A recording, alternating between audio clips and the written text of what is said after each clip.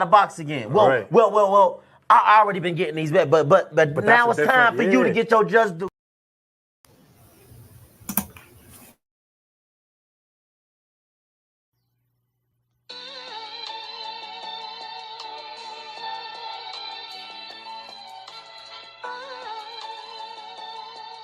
Yeah, you know the deal.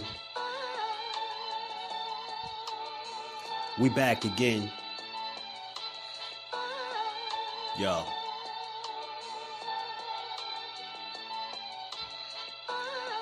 A round of applause for Jersey's finest. A lot of content creators not worthy, but they minus. They get offended and start singing like the whiners. Talking like they tough, but it's only screaming and whining. My homie JusDueBoxing is the cat you don't come to. Your squad get run through. By the time you come to, you duck food. You suckers talk tough on the internet, revealing all your threats. Now we got you trapped in the net. JusDueBoxing be on this grind, y'all better hustle up. You deadlifted 90 pounds, we doing muscle ups. There's really no comparison. His voice sound like a derringer. Throwing a towel, it's just embarrassing. My dog Just very philosophical and psychological, and he mixed it all with good boxing news. These YouTubers feel like Bishop, I guess they got the juice, but it's lonely at the top. To Just it feel like child abuse. Be respectful, he don't wanna talk wild and loose. If you can't relate, you get dismissed like a mild dispute. These weird cats would tell lies, then they hide the truth. Why beyond views? You lose your life when you collide with dude. It's JusDueBoxing. All you cowards quit jocking. Kirk is official with no other options.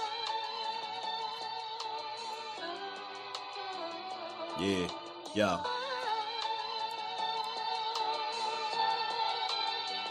You know the deal.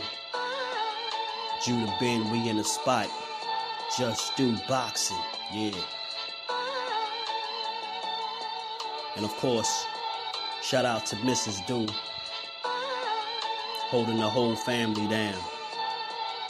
Word 'em up, word 'em up.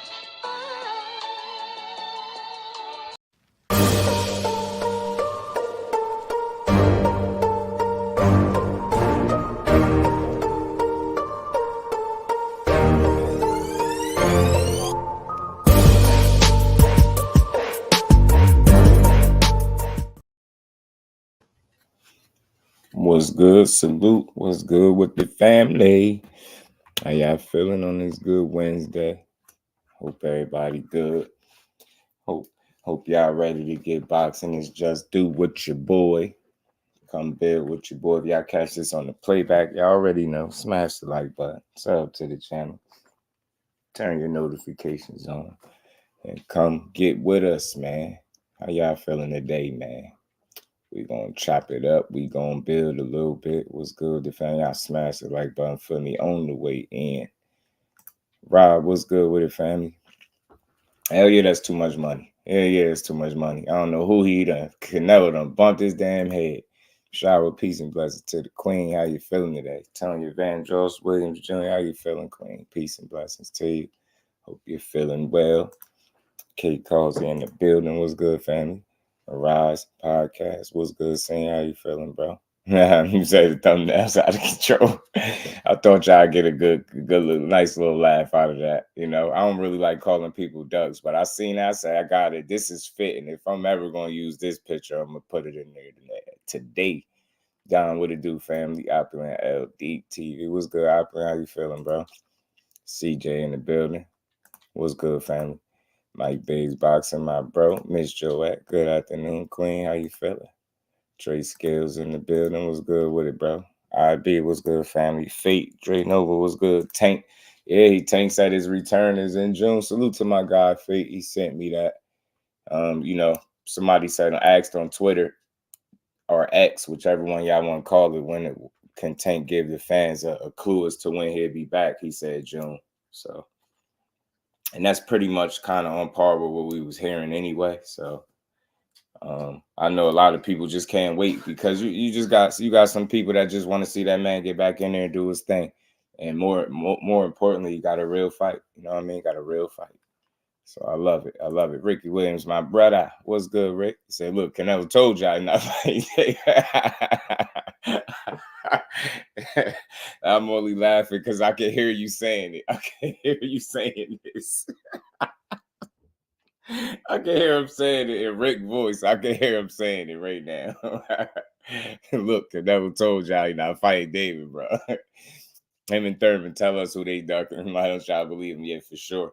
For sure, bro. For sure they do. Don't mess with Texas in the building first. Hawk, what's good, first? Yeah, you did. You been said that. You did. You got the receipts, Rick. You already know. My brother, he's always on point, man. What's good with it, though, Rick? How you feeling, bro? June 15th. Yeah, you did. You been said that. So that's why I said it's right on par with what we already was hearing anyway. So that's a good thing, you know. Now you just sit back, wait for the announcement. You know it's coming. And till then, we got some other fights that's coming up that should be good, and you got more business to discuss with this Canelo Alvarez guy, man. Look, I don't really care for calling dudes ducks. I understand, you know, in life, just like in boxing, just like in life, you know, you have options. You get what I'm saying? You have options. But the problem that I have is kind of like what Paulie said. And Paulie, it's cool to hear a boxer echo the same sentiments that I've been saying for the longest. It's one thing to just do what you want, but you got the belts while you're doing it. And I think that's a very selfish approach to the sport. And then you're justifying this move and you calling it the most important fight out there. This is more important than any other fight. Like, who are you fooling? Mr. I don't fight Mexicans. Mr. I don't fight Mexicans because I represent Mexico. I remember you saying this. I remember you saying it, bro. The reason I say I don't fight Mexicans because, man, we're not trying to hear that. Now you double back. What happened to you not fighting Mexicans? You're not fighting Mexicans if they named Mexican Monster. That's what you meant. You're not fighting a Mexican Monster. That's exactly what he meant. Kid Austin better leave Abdullah alone. We're going to talk about Kid Austin too. Salute to Kid Austin, man. Young, ambitious, hungry. I like his energy. You know what I'm saying? I get it. He did an interview with Broadway Joel. Salute to Broadway Joel. That was a good interview. Him and his dad touched on some things, and Abdullah Mason responded to that interview. You know what I'm saying? He told him, let's fight in July. You get what I'm saying? Abdullah was on it. Canelo should have dug Floyd. That's understandable. You get what I'm saying? He wanted that smoke. He was eager. He was eager for that Canelo smoke. He was eager for it. Canelo like, all money ain't good money. I'm telling you, Rick. Yo, he done bumped his damn head with that 150 to 200 million. Talking about I'll fight him tomorrow. Like, bro, what? Who the hell you think you are, like, that you could just talk about 150 million for one fight? You are bogus. You are bogus, Canelo. I'm with people getting paid, but damn, bro. I think it's a point where you just doing too much. Ashley's quarter was good, Cuzzo. Yeah, man. And you know what? You know what, Don? I'm very specific because I try to be very fair. Like, I really do my damn best to never tear down or shit on any fighters, right? The talent of Canelo Alvarez is great for boxing. It's good for boxing, right? The talent that he brings, but get the mentality out of boxing. You get what I'm trying to say? Get that mentality of Canelo out of boxing. The actual talent, the fighter, is a damn good fighter. That's why we want to see him fight guys like David Benavidez, right? Make no mistake about it. That's why we want to see fights like that. But it's his mentality that needs to get out of boxing. His talent is cool. What he brings to the table is cool. You know what I mean? Being 32, 33, 60-something fights in, he's still a hell of a talent, right? But it's his way of thinking. It's his mentality that needs to go. It's not good for boxing at all. It's only good for him. You get what I'm saying? And that's not good for the people. You get what I'm saying? Benavidez has nothing to offer. Yeah, yeah, I got the clips. We're going to cue them clips up because you know I got them. You know I got a couple clips for Canelo, bro. He be doing it, man. Yo, David on the phone. Come on, Calderon. We supposed to be hermanos. He tried to invite David out, man. David ain't take the bait, Rick. He like, nah, bro. We ain't kin folk. We ain't kin folk. Thomas, what's good with it, family? How you feeling, bro? Michael in the building. What's good, fam? When Canelo says he wants 200 million, it's because he knows nobody's paying. He ducking. I'm telling you, Michael, he tripping. Bumped his damn head, bro. You ain't respectful to Duck Nello. He don't want to fight you, Benavidez. Ain't no yes man like Munguia. Yeah, he wanted KO Canelo. I'm telling you, Munguia look happy to be there, man. I feel like it's a slaughter about to take place. Munguia look mighty pleased to be there. You know what I mean? He's for the other fighters that we got for Canelo. I'm not about to listen right now, John Wick. I don't know about all that, but the topic is Canelo. I don't know. I keep the same energy. I don't know about we. I don't know who this we is, but Just Do is very consistent. Like if you follow the content, then you know it. Nobody, and again, just to touch on it, nobody is moving like Canelo. Nobody is in position like Canelo. Nobody is garnering the money that Canelo is garnering. Like he literally just said 150 to 200 million. And you think I wasn't gonna come here and talk about it? I'm damn sure keeping the same energy when you're using your status to strategically maneuver around. Yeah, the hell with the fans. We the real ones in here. You know what I'm saying? The fans gonna be the fans. We diehards. We the junkies. So we keep the same energy. All of us in here. That's why I want everybody to hear me clearly. This ain't about tearing Canelo down. The picture is just something funny. The duck thing. I ain't even got to go there with him. I'm just saying his mentality is not good for boxing, right? I got a much different approach. I could go crazy and be all aggressive and call him all types of names. It's unnecessary. He's a damn good talent, and the track record has proven that. But the only issue that I have with him is not his skill set and his talent. It's his mentality. You know, he's a guy that's clearly telling us he ain't got nothing. He ain't got to prove nothing to nobody. He did all of this in his career. He did everything. He fought Golovkin. He fought Billy Joe Saunders. Caleb Platt. Like, come on, man. We don't care about none of that, bro. We just want to see you fight the right people. That's all. You get what I'm saying? Munguia. Listen, Munguia, I think was a better option than Jamal Charlo right now, right? I get that. So I'm not completely shitting on the fight. I just know that he wouldn't have selected that guy if he wasn't almost more than sure that he could beat him. And I understand he probably felt like that with Bevel, but that was like a hand pick going wrong, cherry pick going wrong, whatever you want to call it. But I think in this case, I think it's a little bit different. I think he catching a guy that is very offensive, got a lot of fights, 40-some fights, got a lot of knockouts. So people are blinded and confused by that. But make no mistake about it, the talent and the skill gap is a significant one, I think, and it's gonna show in the fight. Canelo is he wouldn't have picked this guy if he didn't think he could beat him. Average someone was good with it, family. Jaime. Nah, Jaime ain't gonna back down. Nah, he ain't, but he just look happy to be there. I just hate when they super respectful, right? Like that's I ain't saying you supposed to do nothing to him or nothing, but he was just so gracious, like almost like treating him like a king, like dap him up, but like, bro, you shaking his hands with both of your hands on top of his hand. Like, if you get what I'm saying, just looking at it, it's like, bro, you, man, go hit the bag or something, bro, before you piss me off. Go hit the bag. Out here holding both of his hands with your hand. Like, bro, what you on? Like, shake the man's hand and get on about your business, bro. Like, you happy as hell to be here. You better not go in there and lay down either. I don't expect you to, though, Jaime. I think you're going to go out fighting, though. You know what I mean? Win, lose, or draw, I think he can go out fighting, but I just don't think his chances are high in this fight at all. I mean, you know what I mean? That's all. If you don't want to fight the best anymore, go do exhibitions. I'm telling you, go do the exhibitions, bro. Salute the Grin. Cheryl in the building. Peace and blessings, Queen. How you feeling? Samuel in the building. What's good, family? Munguia, got something to say. After what you going to beat your ass. Right. Fighting an undefeated champion in their prime in a natural weight class can never be a cherry pick. Let's not change the narrative. Canelo moving up to 75 was a challenge war, just a hater. Nah, listen.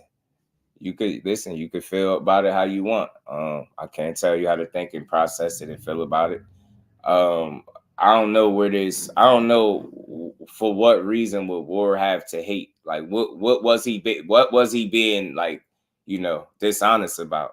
You get what I'm saying? People just don't like what he said because it's straightforward and he got on his ass and he held him to the standard that people praise him and hold him to. You get what I'm saying? And it's not lining up. You get what I'm trying to say? He said a lot there, man. I touched on that Breakfast Club interview, and I get it for the people that's labeling War the hater. He already knew that was coming, but we gotta make it make sense. For what reason would he have to hate on another fighter? He pretty much left on his own terms for the most part. You get what I'm saying? He retired with his faculties and everything like that. Went out kind of what you would say on top, pretty much. So I think when it comes to hate, I don't think he has a reason to hate on him. right? Like, I think he holding him to that standard that people praise him for. You get what I'm saying? You can't run around and bolster that you the best fighter in the world, that you this and you that. And then when we ask you to fight not only guys in your weight class, but other guys that we think have a chance to beat you, here you come with this, oh, I ain't got to prove nothing to nobody type deal. That's not a champion's mindset, right? So I think if you look at Ward and what kind of fighter he was, did he duck any smoke? Ward he cleaned out 68. So just think about it. Ward got experience in that very same weight class that he is in right now. But the difference is, when Andre Ward was there, he put on. You get what I'm saying? I'm not saying Canelo did nothing, but Andre Ward wasn't maneuvering around the smoke at 168. So it's funny that the guy that has an opinion on him actually almost was pretty much a career 68-pounder, with the exception of those, I think, four fights or so at 75. You get what I'm saying? So look at the mentality. That's where I think Ward is coming from. Like, I think it's deeper than just hating, man. Because if you just look at the kind of fighter Ward is, do he look like a dude that's sitting up salty and hating? He give credit where it's due. He understands the talent that he is, but he also sees the smoke and mirrors that a lot of people feel like they see. Even some of the other Mexican greats that call Canelo out for the way he's been moving as well, and say he can't compare himself to the greats because he's not willing to fight any and everybody. Yeah, you've taken challenges in your career, but at no point at 33 do you get to decide that you no longer have anything left to prove. Well, let the belts go and get out of boxing and go. Won't you go golf then? Don't you like golf and shit? Won't you go golf and do karaoke like you do? Do that shit in your spare time. You literally said 150 million to 200 million and I'll fight them tomorrow. Who the hell you think you are? That's a mentality that you clearly telling me, the viewer at home, yo, I'm bigger than boxing. I ain't got nothing to prove. I do what I want. Man, get your ass out of boxing. And again, I want to be clear. The talent, the skill that Canelo brings, yeah, that's great for boxing, but his mentality sucks. It sucks, bro. It sucks. You don't feel like you got to challenge yourself, but you're out here barking about 200 million for a fight. You got to be out your damn mind for a fight that you should be giving us. I don't know all the ins and outs behind the scene. I don't know who ducking, who pressing for the fight. All I know is, as a fight fan, that's a fight that you damn sure should have entertained. And the way you talking, it's not, I don't respect it. That's not a championship mentality. You're not moving like a guy that's undisputed. You get what I'm saying? You're not moving like a guy that's undisputed. And I told people before, man, if Benavidez never lost that belt the second time, we'd never be dealing with this shit right now, because he would have never chased that last belt had it been attached to David Benavidez. That's the sad part about his undisputed run, bro. Teach, what's good with it, family? D for the win in the building. What's good with it? Vaughn, what's good, bro? Mr. I don't fight Mexicans, I represent Mexico. For real, bro. That's how he was. I'm like, man, get your ass on. Canelo got slower. He watched his Charles fight. He didn't look the same. And he know it. And look, Rick, physically, he's slowing down and you can see it, right? But he's still a hell of a talent, right? And he still has what it takes to give himself a chance to beat any of these people we want to see him fight. But this is where we got to draw the line. The 200, the 150 to 200 million, that's where we got to draw the line. Who the hell do you think you are to demand something like, not even that he demanding, he just saying if. I want to be clear. I want to put words in his mouth. He just saying if. But what kind of mentality is that for boxing, bro? That's what it takes for you to get in there with a guy like Benavidez? That's crazy talk. That's crazy. I understand it, bro. I understand it. You went up there. Yeah, I respect him going up there and fighting Dimitri Bivol, but I also think he thought he had one. You get what I'm saying? I think he thought he had one, and it backfired. You know what I'm saying? So, again, man, I just don't know. I just don't remember the last time he really gave us a fight that we was asking for, and I think it's something to be said about that. Flossie Sports, what's good with it, Flossie? Shape it going wrong. We good. We good. The average. Something, you know, it's always a build with me, man. It's no wrong answers. This is only my thought process, right? You know what I mean? I know yours might be a little different or one in the same. It's all good. What's good with it, Flossie? Mike in the building. What's good, family? Fight game. What's good, bro?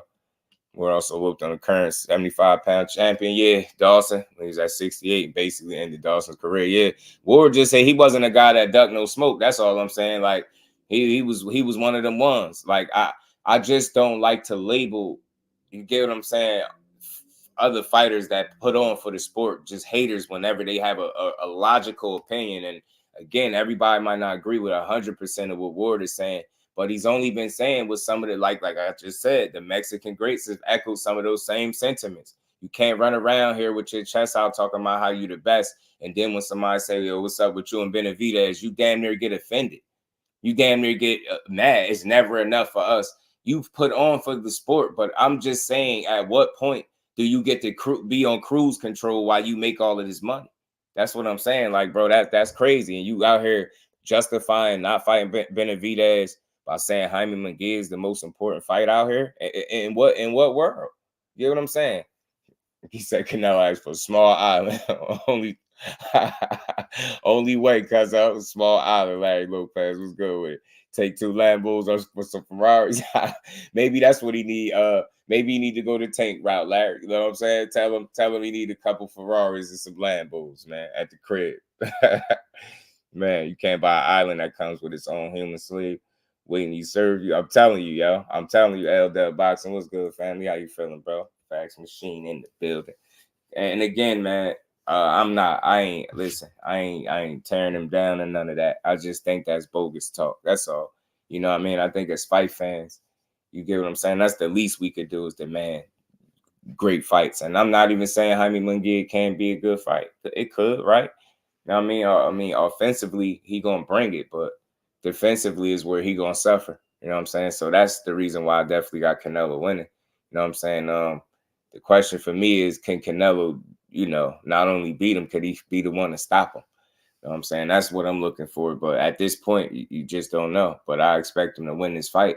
And again, it's tough to win against Canelo on the card. So you really going to have to put a hurting or a beating on him to even make a case for you winning this fight. You know what I'm saying? And I don't see him knocking Canelo out. So, I mean, I'm gonna pay him. Yeah, hell no, nobody paying him $200. Sparky P in the building was good with Canelo fans love unconditionally. Right. It was crazy as him saying for years he won't fight David because he's Mexican and then fight Munguia and he is 100% Mexican. Salute to my guy, Thrill here. What's good with it, Thrill? Yeah, you get what I'm saying? Like, let's get into a couple of these clips from this guy, bro.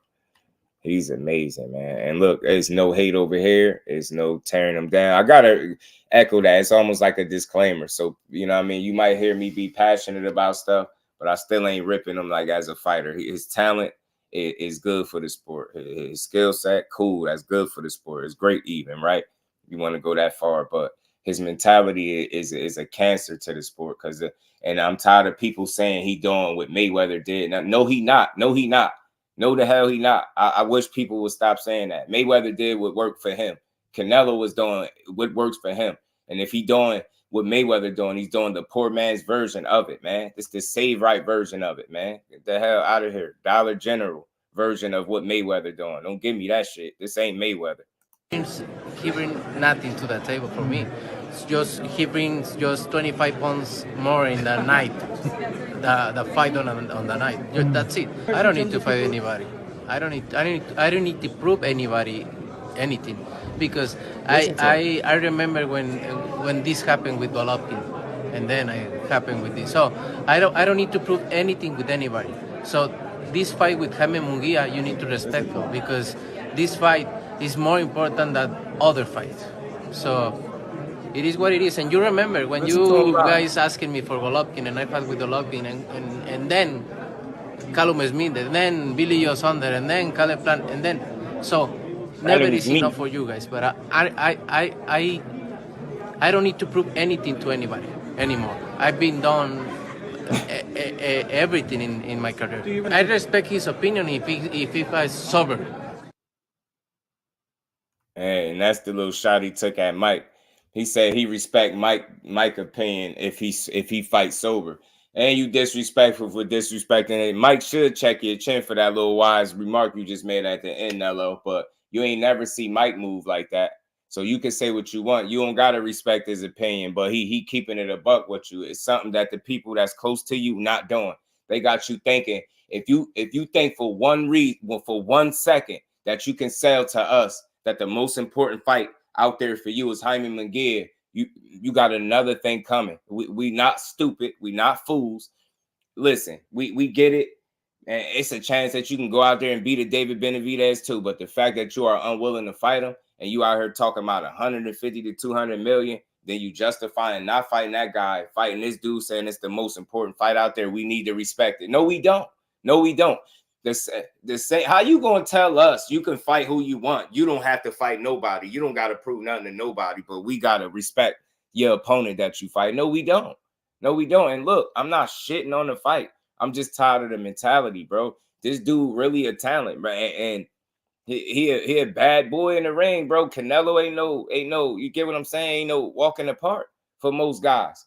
Get what I'm saying? And ain't too many people that's gonna do what a Mayweather or Dimitri Bivol did to him. It's not too many of those guys out there.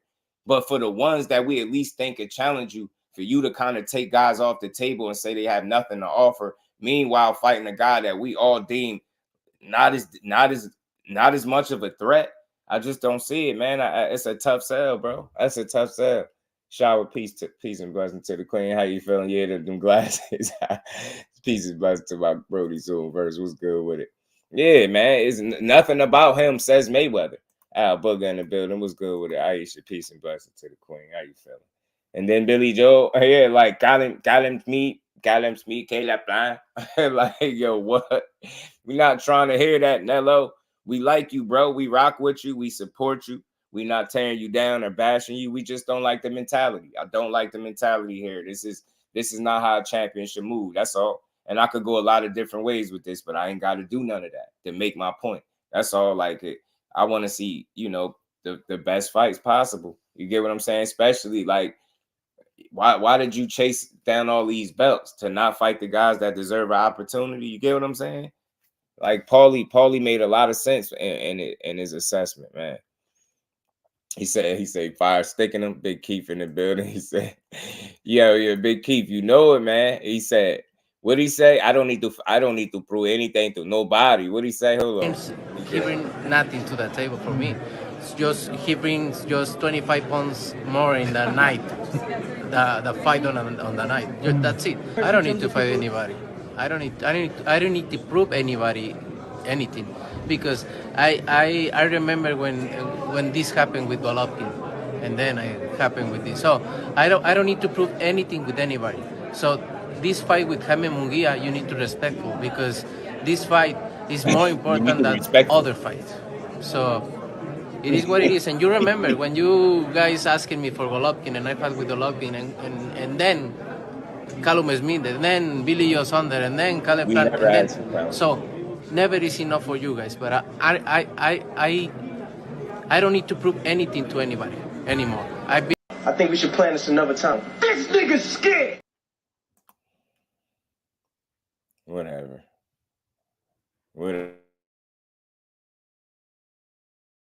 Man, that's what I'm hearing right now. Cash Crypto in the building, Tim in the building. What's good with it, bro? Call Benavidez away. Both talking about an extra. Tim, what's good with it, fam? Kyle Sports in the building. How you feeling, bro? Yeah, nobody asked him for them damn fights. He just said, Golovkin. Yeah, we wanted that fight. You know what I'm saying? We wanted the Golovkin scrap. Yeah, we for sure wanted that. We wanted the Golovkin fight. I ain't gonna hold you.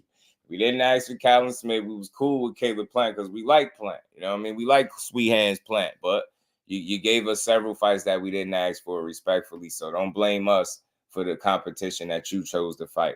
And like I said, man, I just think he got to a point where it seems like he's not as hungry anymore. Because anytime I think where you hear guys saying, I don't got to prove anything. I did this earlier in my career, so I proved it already. Boxing is you got to continue to prove it kind of sport.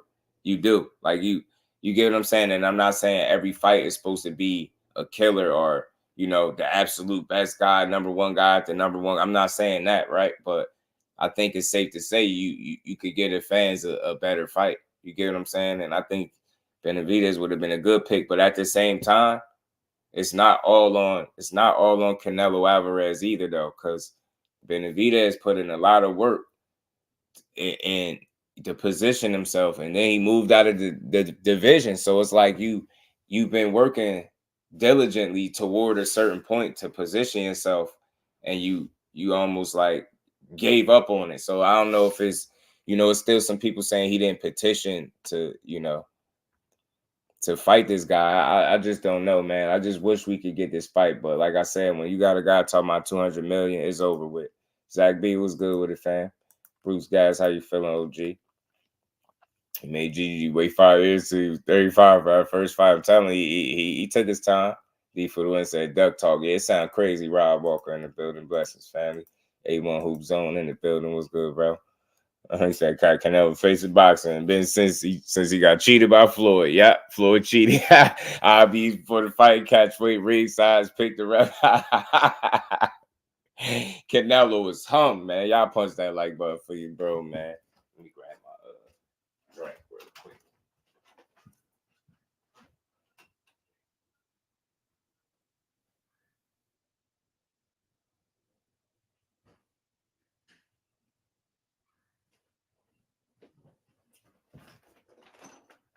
Yeah, Canelo got some explaining to do. Canelo got some explaining to do. Marcus, what's good with the family? How you feeling? Big Keith say he got Canelo about stoppage. It'd be funny. So if he clipped Canelo. Yeah, man, they make it fun. They make it interesting. And again, I ain't praying on the man's downfall by any stretch. I ain't praying on his downfall, but I just want to see him hold himself to the standard that his fans hold him to. They really call that man King Nello, and I don't think you could be called no king making excuses as to why you can't give us good fights. That's all. Get what I'm saying? I don't know. I don't want to call him a duck and none of that. I just want to say, I just think he kind of getting lazy and he complacent, and I think he just move on his own time. And again, it's the mentality that I hate the most. You know what I'm saying? Him as a fighter, he's a damn good fighter, or we wouldn't be asking for these fights. You know what I'm saying? Nothing to offer me money, you know. I'm the one. So, but if one promoter who I hear him, he said, I'm the one. He talking crazy. Yo, they taught him English. He talking slick. Nothing to offer me money, you know. I'm the one. So, but if one promoter who I work to, they come and say, I offer to you 150 to 200 million, I fight tomorrow. Canelo, that's the only reason I fight with him, because the only thing he brings to the table is 25 more pounds. But that's the only way I fight with him, because the only thing he brings to the table is the extra 25 pounds. He's an extra 35 pounds. Canelo said he has nothing to offer. I'm the one. Canelo out here tripping. He rich, yo. He definitely wiping his ass with that boxing money at this point. He talking crazy. Y'all hear? Man, they done got it. They done got him rich. He got the shades on. He in the Matrix. Yo, Canelo talking crazy. He said, I'm the one, bro. He said it twice. You hear him? Yeah, he said he had nothing to offer. I'm the one. I the one. You give me 150 million, 200 million. I fight him. That's the only way I fight him, because he bring nothing but an extra 25 pounds. 25 pounds is crazy. Listen to nothing to offer me money, you know. I'm the one. So, but if one promoter who I work. Yo, look at him again, y'all. What he say? I'm the one. Look at his face, yo. Look at his head. Like, he talking this shit, yo. He feeling good, yo. Canelo talking crazy, yo. Nothing to offer me money, you know. I'm the one.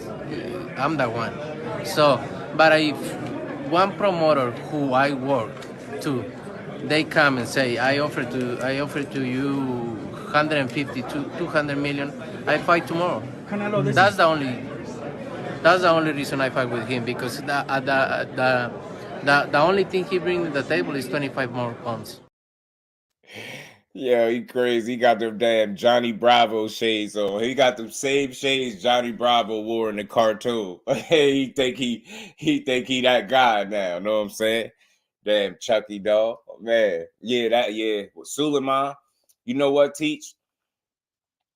You know what? That's interesting. I'll say this, and it's always an honest conversation with me. It's not about trying to make none of these dudes look bad, right? that's an interesting question because you know what's funny?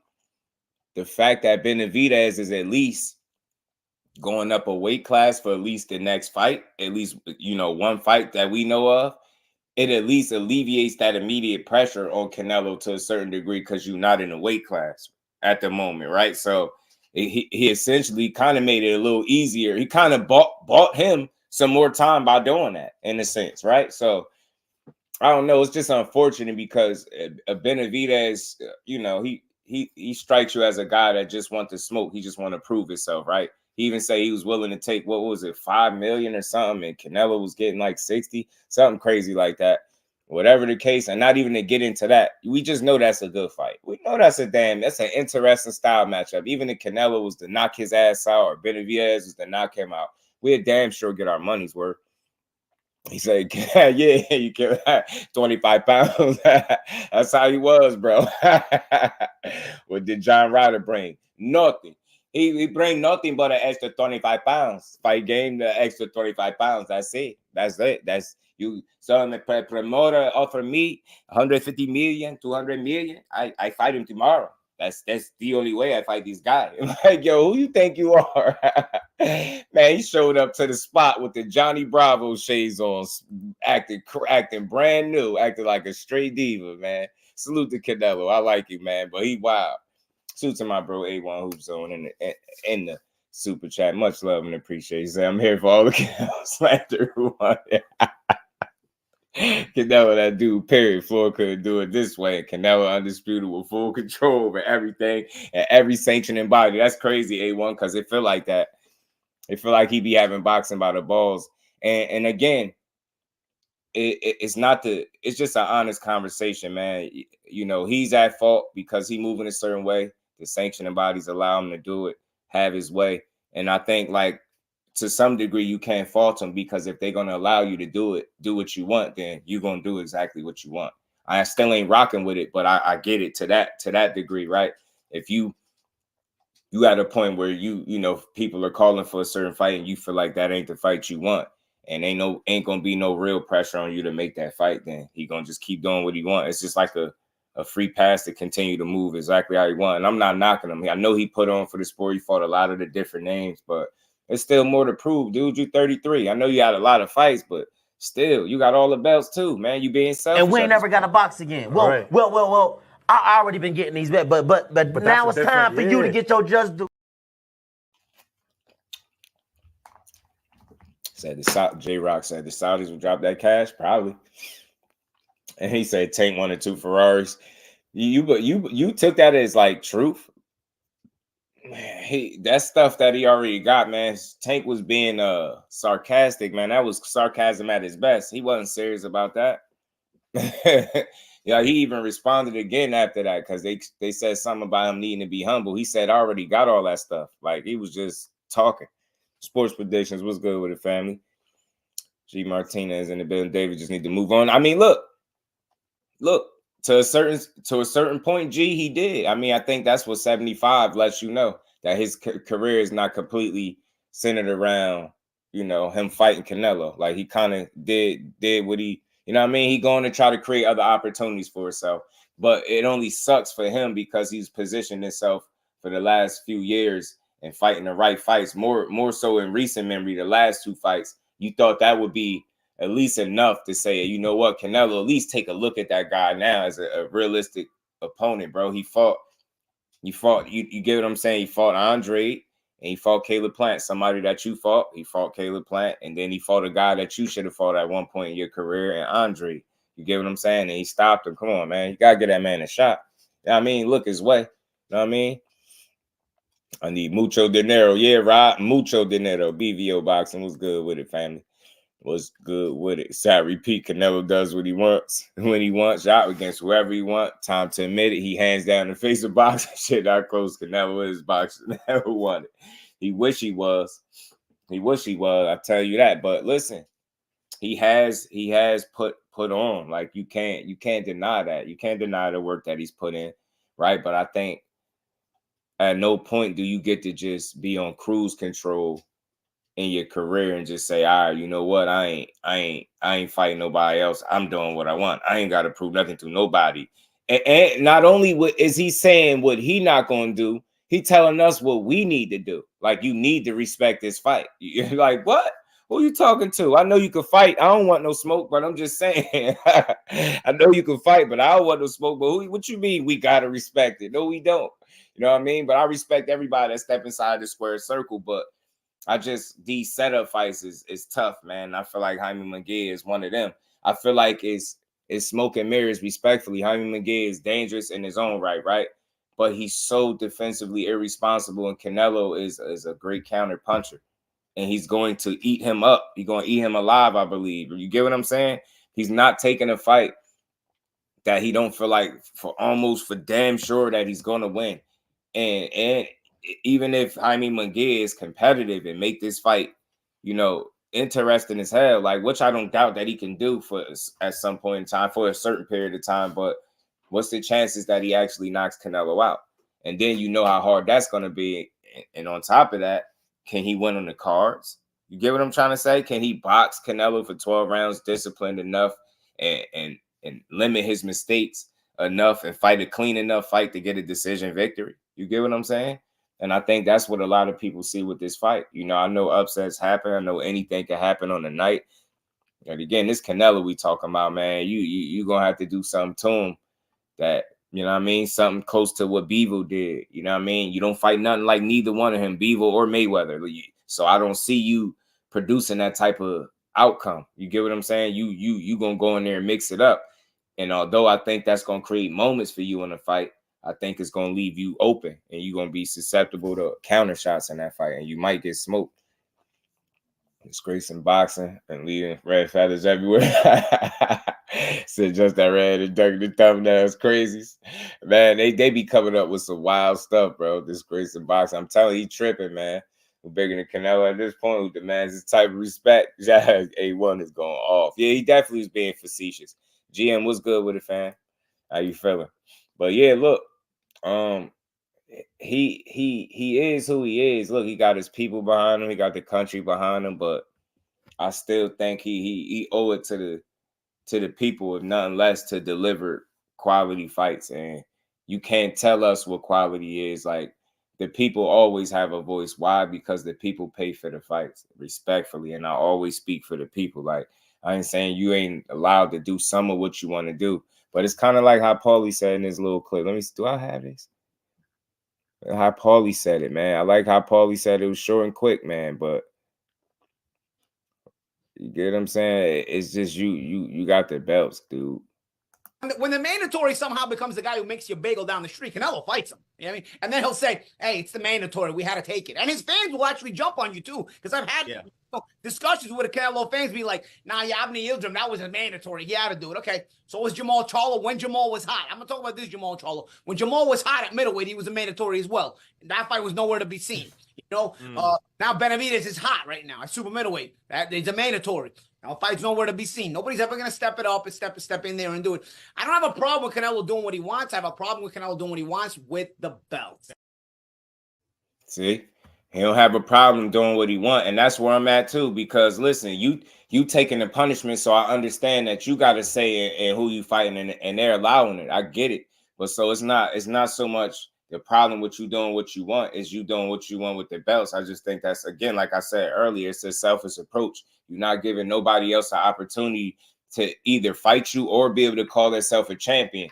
It's funny how when people are undisputed, they conveniently say, well, you have nothing to bring to the table because you got it all. What the hell do I got to bring to the table if you got it all?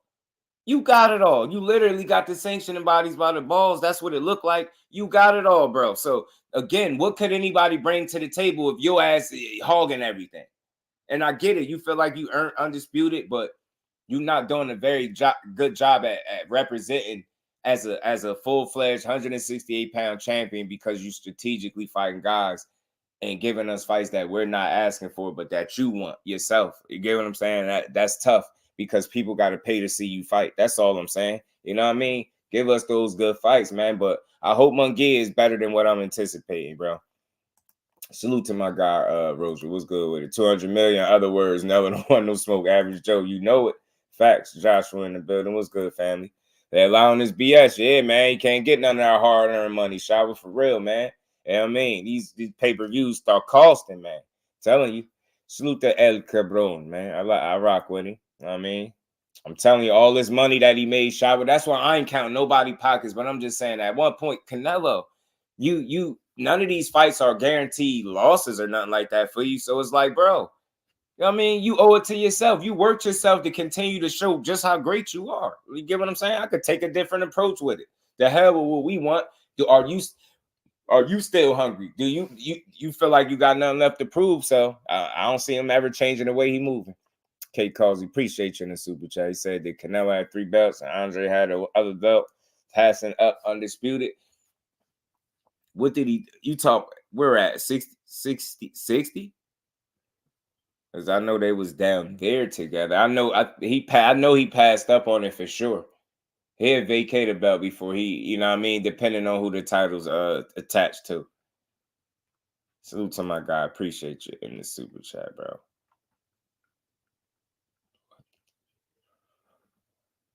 And we ain't never got a box again. Well, I already been getting these bets, but now it's time for you to get your just due. Yeah, smash the like button for you, bro, man. If y'all haven't, Edgar Chavez, what's good with it? Marquis in the building, what's good with it? Oh, yeah, Hater, you had a good point, though. Yeah, I'm not telling you. Martin Luther King said Canelo pricing himself out. And it's crazy because that 200 million, 150, 200 million, that's clearly just saying, yo, I ain't fighting him. You know what I'm saying? And he said, it's a fact. Yeah, salute to my guy, LaMarcus. You already know he brings nothing to the table. Give him a chance to get something. That's what I'm saying, LaMarcus. You got to get, and that's where I'm at with it. Notice, I got this energy, y'all, but I'm going to point this out. I ain't said nothing crazy about him as a fighter. I'm just saying his mentality sucks.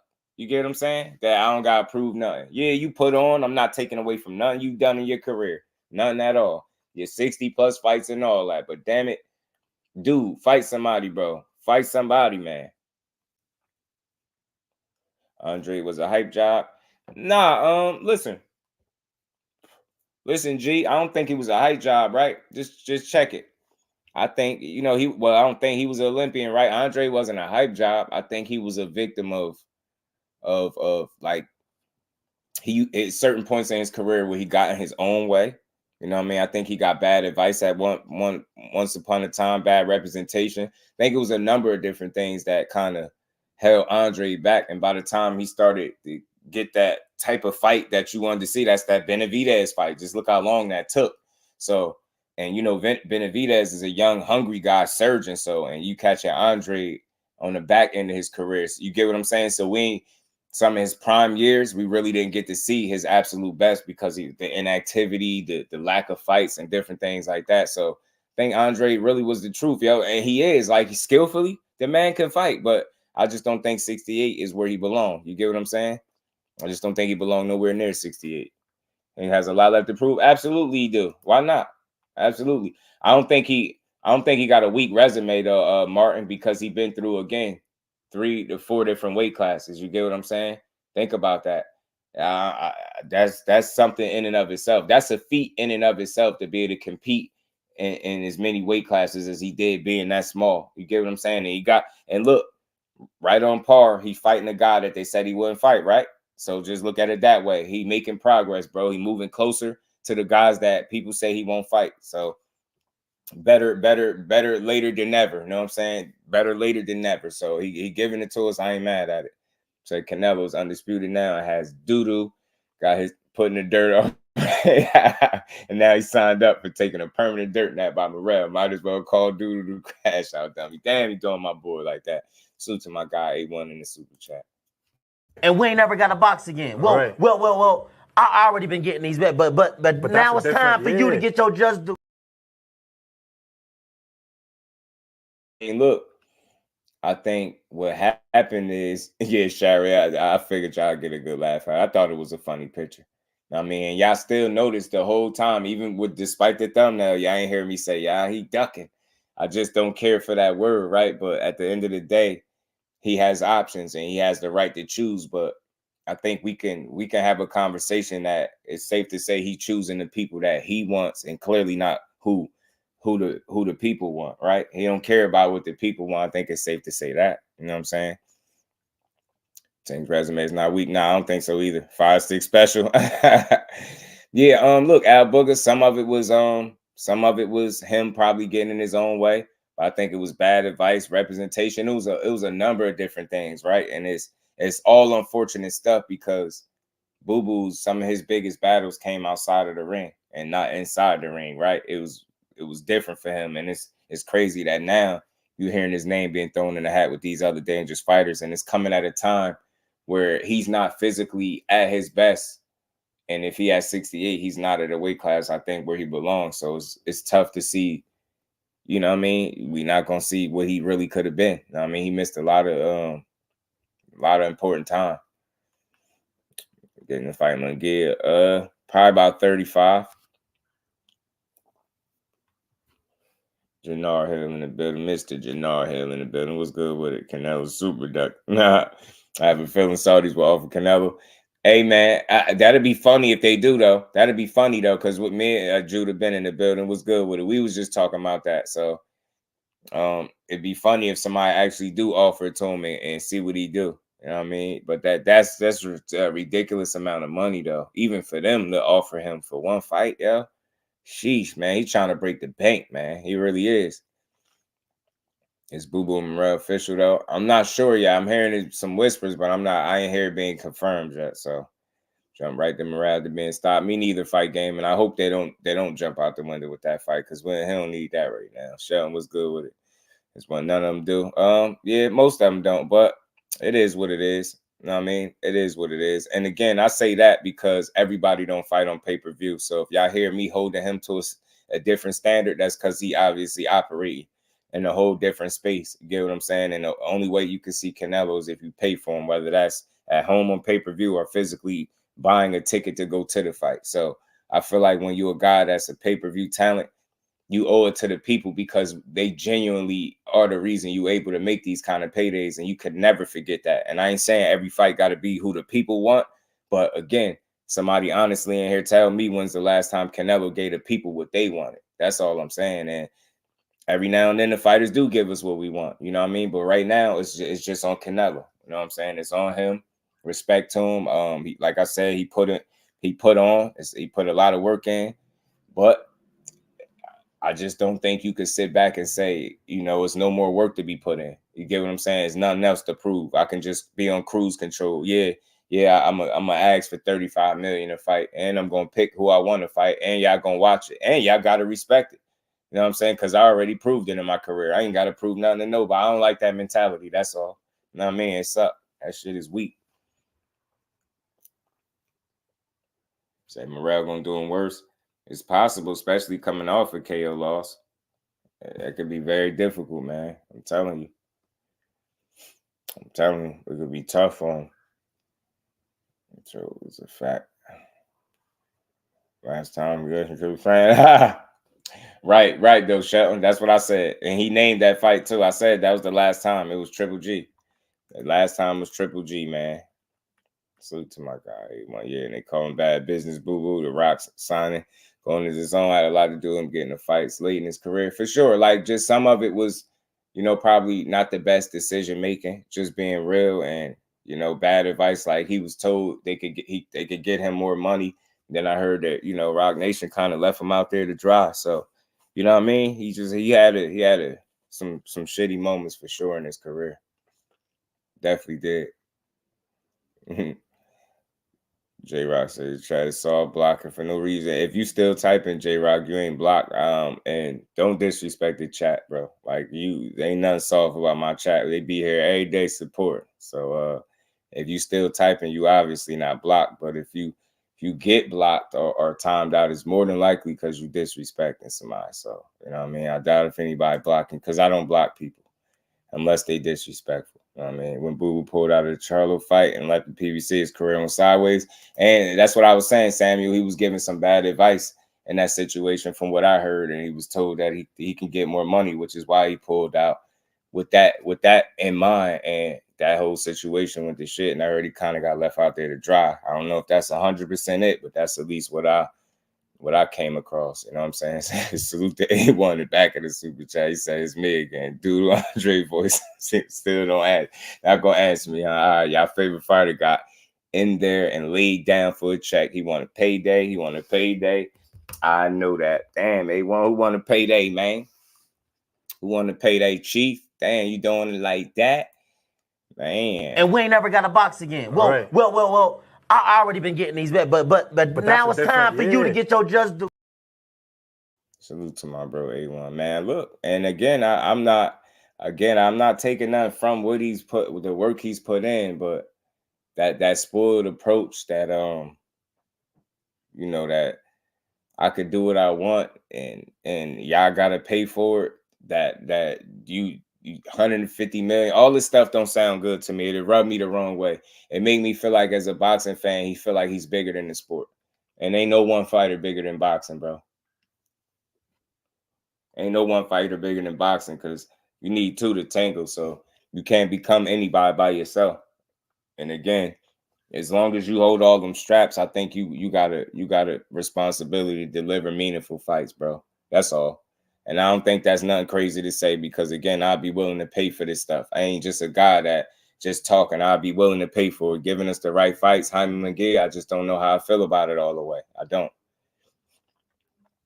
Salute to my guy, Remo. Appreciate you, my guy. Look, great show, by the way, earlier, too, Remo. Salute to the vision in the building. Boxing these clutch sports to reform the madness of boxing.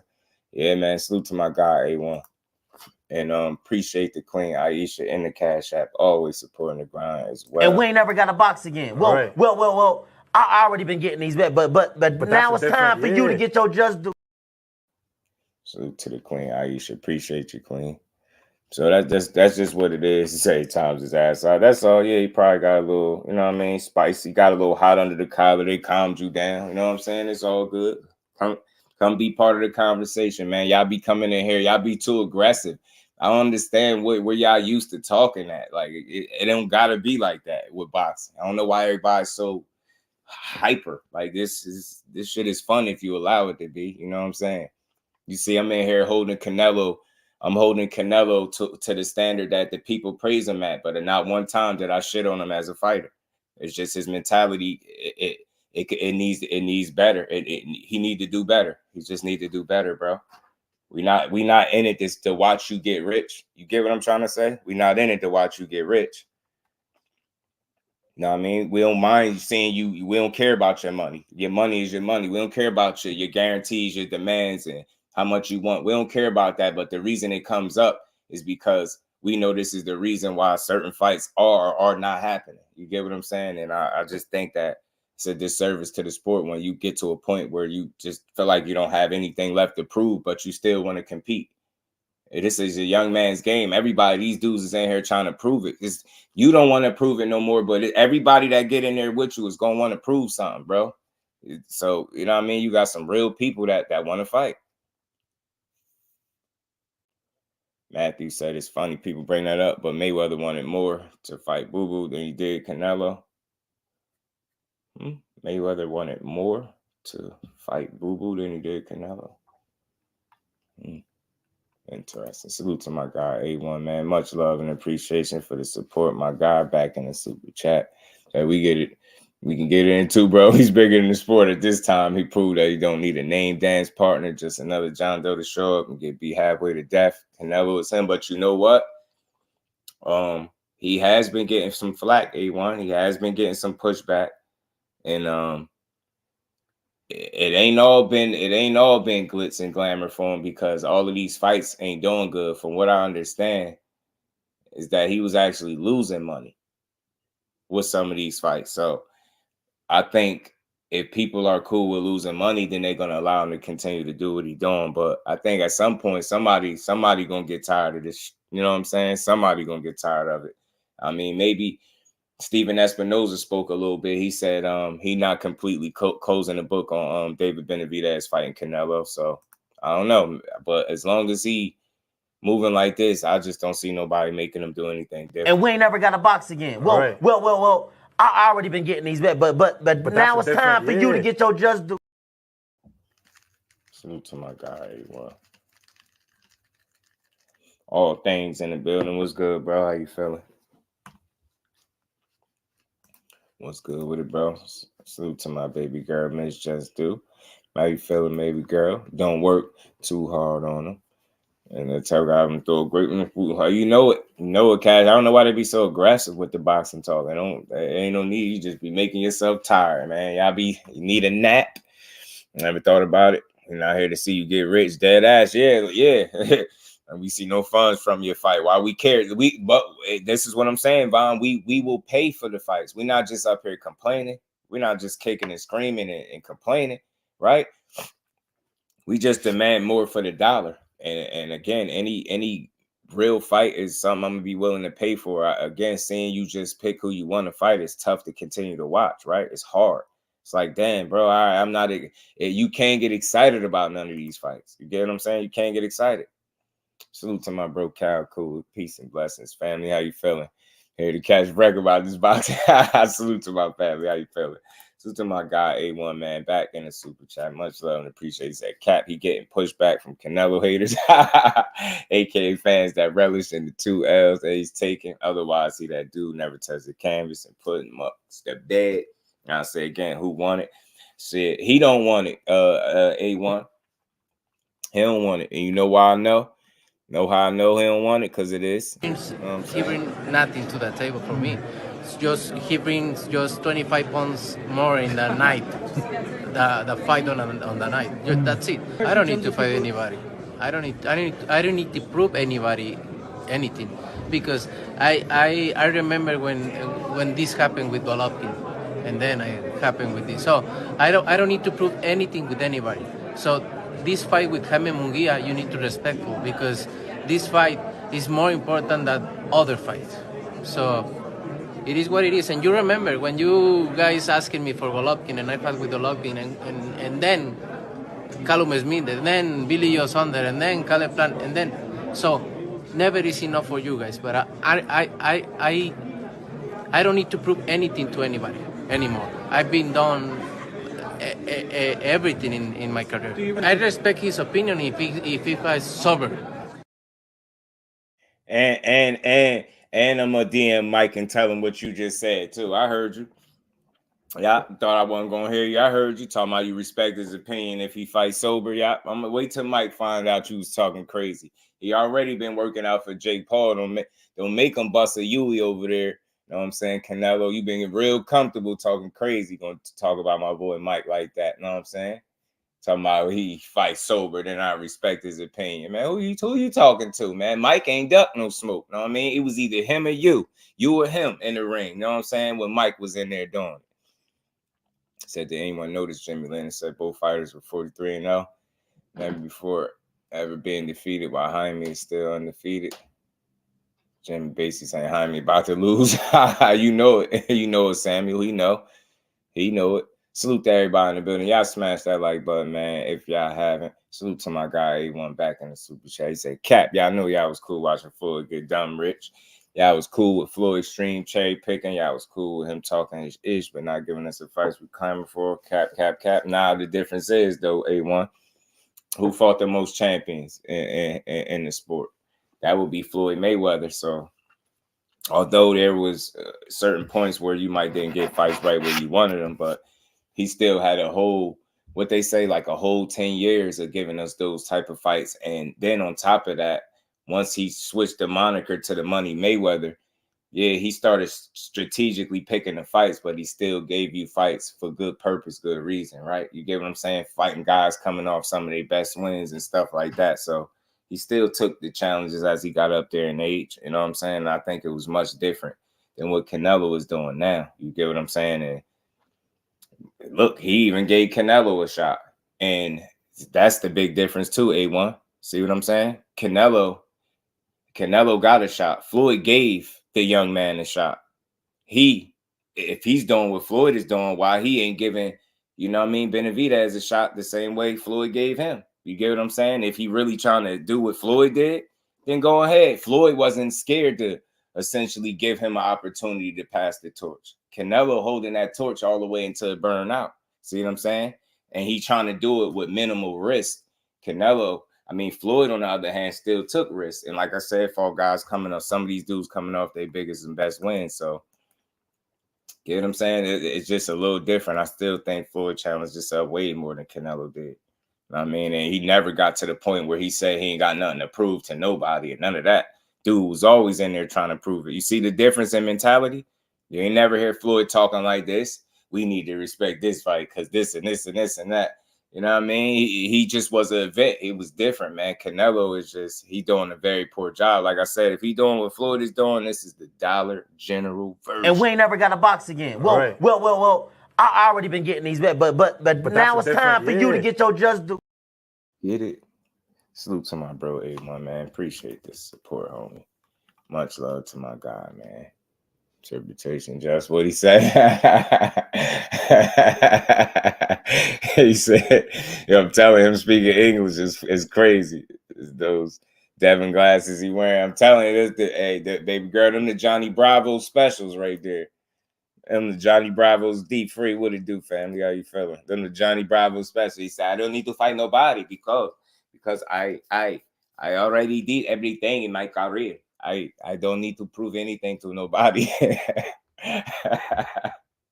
He said he had nothing to offer to me but 25 pounds. Yo, nah. Canelo, wow. Nothing to offer me money, you know. I'm the one. So, but I'm the one. You know how to talk like that? Yo, bro said, I'm the one. Nothing to offer me money, you know. I'm the one. So, but if one promoter who I work to, they come and say, I offer to you 150 to 200 million, I fight tomorrow. That's the only reason I fight with him, because the only thing he brings to the table is 25 more pounds. Canelo, shout out, yo. And then Callum Smith, who he say, Caleb Plan, Golovkin. Yeah. Man, he could butcher the hell out of him a name, can he? He wear David glasses. They look similar though. They do got them Back to the Future shades. Damn, cop say he doesn't charge his people. Then he tell us we have to pay for his trash. I will not. You get what I'm saying? Salute to my bro A1 back in the super chat. Much love to my bro. I stopped the cat. Canelo prove everything to everybody already now. Everyone mad because he enjoying the bag and benefit of this being the super A side. He damn sure the super A side. But if you hear me though, I'm not. I think the most frustrating part about it though, right, is again, it's like what Paulie said. You conveniently fight mandatories when they're of lesser threat, right? You'll fight these guys, and then when it's a mandatory, when it's time for you to fight them, like he said, Jamal Charlo, when he was hot, the fight was nowhere to be made. You get what I'm saying? And same thing with Benavidez. He hot. The fight is nowhere near to be made, and you justifying and making every excuse in the book not to fight him. You ain't never see Floyd do that. You ain't never see him do that. What the American had to offer to Canelo. You get what I'm saying? When he put him, he sent him to the shadow realm, bro. Salute to my bro A1, man. Much love to my guy. Appreciate you, family. And we ain't never got to box again. Well, I already been getting these bets, but now it's time for you to get your just due. Much love to my guy, man. I only bring an extra 25 pounds. That's it. If a promoter offer me 150, 200 million, I fight him tomorrow. That's the only way. That's the only way. That's the only way. Canelo crazy. That's the only way. Yo, he crazy. Canelo, shout out, y'all. I'm telling you, he funny as hell, man. I enjoy this stuff, bro. I ain't no way in hell I'll be mad when he up here talking English. Bro, I asked for a long time that he speak English, and he been doing it. He doing it clean. I understand everything he said. He don't need no translator. None of that. I love it. Go ahead, Canelo. Do your thing. You just better hope. You stupid. Zoo. It's all good. Jose Diaz in the building. Salute to my bro A1. Much love for the support, fam. Said dude knows 2 languages. Y'all bugging for his accent. Nah, the accent is just funny, bro. So you being sensitive, bro. See. Hey, you being sensitive. You being sensitive. You clearly hear me laughing and joking about it. It's fun. It's enjoyable. It's not when you being sensitive though, bro. Like, notice nothing too negative. His accent, you sensitive about that. Don't come in here being moist. Don't get your panties in the bunch, all right? It's just boxing, man. You hear a lot worse. I could go a lot harder. I could be in here, oh, he a duck. He need to be fighting this one and that one. You know what I mean? He this, computer all king. I could be doing all of that, but I ain't doing that. I'm just making light of his accent. And you in here being moist, man. Happy Valley Farms, what's good with it? How you feeling? Don't do it like that, dude. You know what I mean? These dudes speak 2 languages. Y'all only speak 1. Shut up, man. Damn, why you gotta be so sensitive, man? You get what I'm saying? I laugh at anybody, man. We joke, man. We joke over here. As long as you don't hear me tearing down a fighter, you should be all right. You hear a lot worse. Maestro fighting, staying on his next. Ooh, is he? Maestro smoked my guy, man. My young boy Trayvon Marshall, man. But yeah, don't be so sensitive. 12 threes, what's good with it? Know what I mean? You fight with nobody. You fight with nobody. You know what I'm saying? It's just, that's funny. Classics, man. Canelo is a funny guy. Matter of fact, I got one more Canelo clip too, by the way. Anything from Benavidez camp and nothing. And who is he for offering me the money? Right. Who is? You gonna be mad at me today? Who is he to offer me? Yeah, listen to him. Nothing to offer me money, you know. Anything from Benavidez camp and Nothing. And who is he for offering me the money? Right. Who is he? It was said that it was 55. Yeah, but who is he to offer me? And if he offered the amount he say, that amount I can make with anybody. So that's nothing.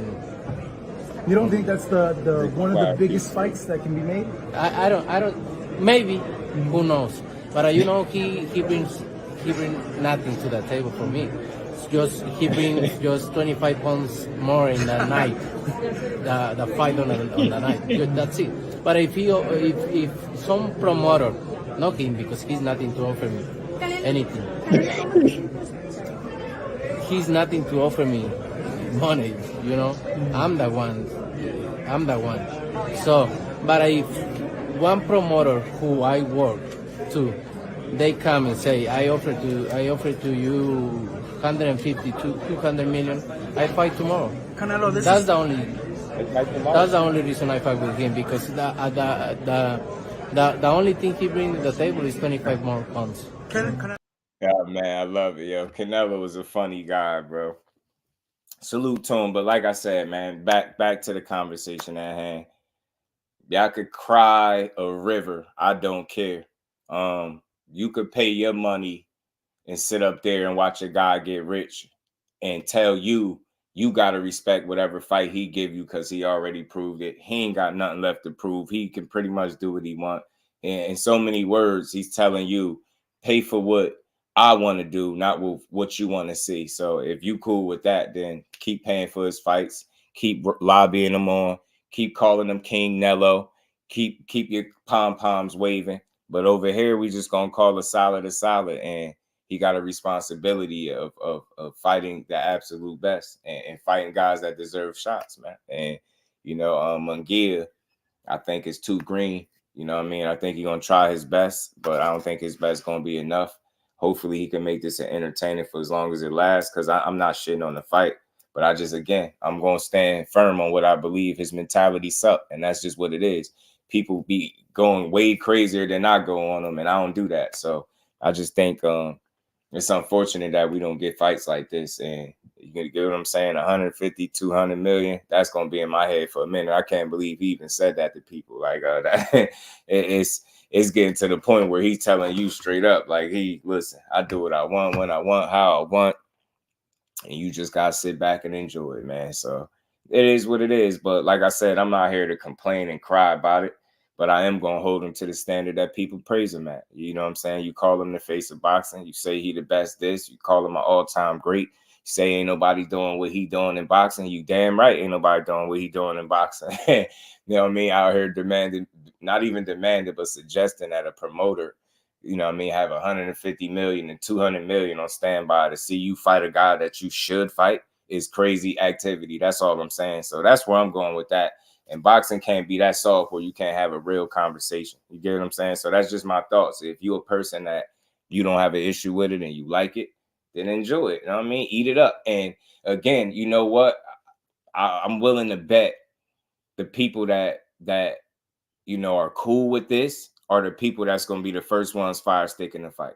Guarantee you don't buy the fights. So you don't give a damn no way who he fight. And that's the difference between me and the people that don't have an issue. And that's what I got to keep in mind. I think that's the difference between me and most people right there.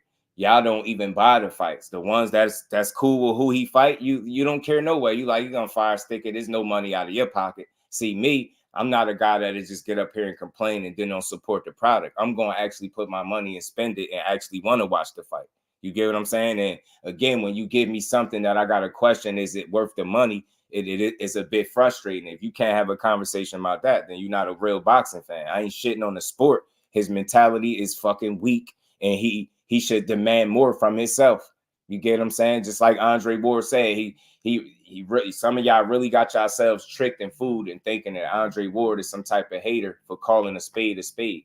He keeping it a buck. He keeping it 100, unlike what most people don't do, not being a company man and calling it what it is. You get what I'm saying? You can't run around here and parade as the best, and when it's time to fight somebody that can challenge the throne, you scared to pass the torch. You get what I'm saying? This is the same guy, and I'm just going off of what he said. This is the same guy that said he ain't fighting no Mexicans. What is Jaime Munguia? Yeah, what is Jaime Munguia? This is what he said. He not fighting no Mexicans. I don't fight Mexicans.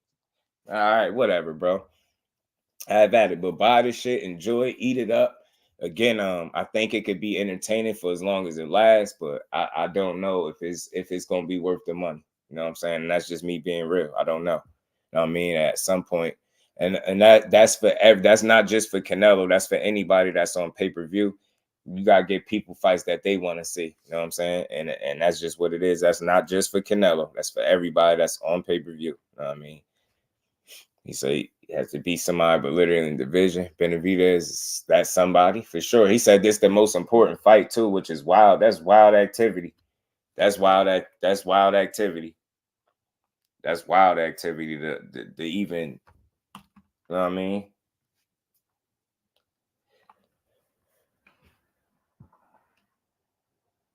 He said Crips don't buy fights. Hood Rich in the building. What's good, my guy? How you feeling? Salute to A1 back in the super chat. What's good with it, bro? He said, so you and everybody else just gonna duck me then. Whoever wanted Canelo's that dude. Nah. I mean, look, I've been saying what I've been saying for the longest, man. Canelo, if you think Canelo is that dude, then shit, have at it. But I still ain't told a lie yet. You know what I'm saying? That's the thing. And I think that's where we at in boxing. It's not about agreeing all the time, right? People don't have to agree with me. Nobody in here got to agree with nothing I'm saying. But you damn sure can't tell me I made nothing up and I ain't keeping it a buck. That's just what it is, bro. That's what he ain't giving you fights that you want to see. And again, it ain't like I'm picking on him, even though people sensitive and they treat it like that. But it's, again, the last time I think he gave the fans a fight they wanted was what? Golovkin 1 and 2? You get what I'm saying? Golovkin 1 and 2, respectfully. That's all I'm saying. So again, keep paying for poop. You know what I mean? Or keep paying for predetermined outcomes. And for him to strategically select people that he feel like he got the upper hand and advantages over. You better make no mistake about it that they know that Jaime Munguia is a younger guy that got a nice number of fights, 40 plus fights, but it's a ton of inexperience that's gonna show up on fight night that those 42 fights ain't going to count for. And that's just where I'm at with it. But I mean, look, it don't mean it can't still be a good fight. But when you have better fights to be made, you're going to always have a bit of resistance, man. It's not about complaining. It's just about keeping it 100. And man. We ain't never got to box again. Well, I already been getting these bets, but now it's time for you to get your just do.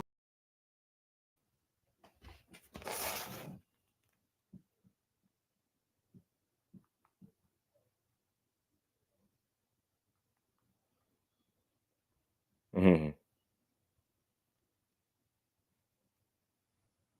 So y'all smash that like button for me.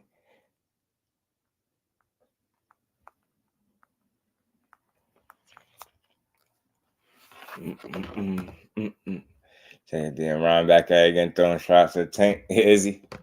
There you know that's the guy. That's the Cash Kizal. You know how they be Mexican. Boy, these no fans are the clown. I'm telling you, boy, they be on it, boy. They're not my King Nello. Kirk Douglas in the building was good. That team for sure. And I like Canelo. I like Canelo too. That's the thing. I like him. You know what I'm saying? So I don't think I don't like him. I just want to see him fight the people he's supposed to fight. And I think there's better fights out there, right? He's a guy, he doesn't care about legacy.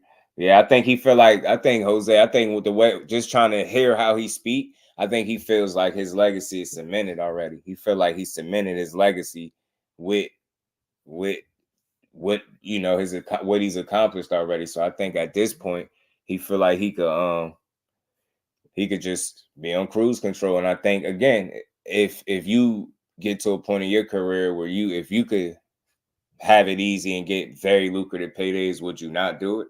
So I'm not saying it's cool, but I think that's just the point he at. He don't have the incentive to do anything outside of what he's been doing. There's no real pressure on him. You know what I'm saying? Especially as long as he feel like he reeling in the bag. So, you know what I mean?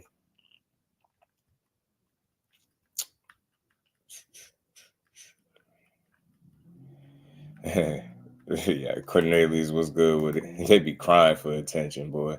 As a former athlete, I have zero respect for people who use PEDs, and that's another thing too. That's another thing, and I kind of be not as bringing that up as much as people do, but it's part of his history.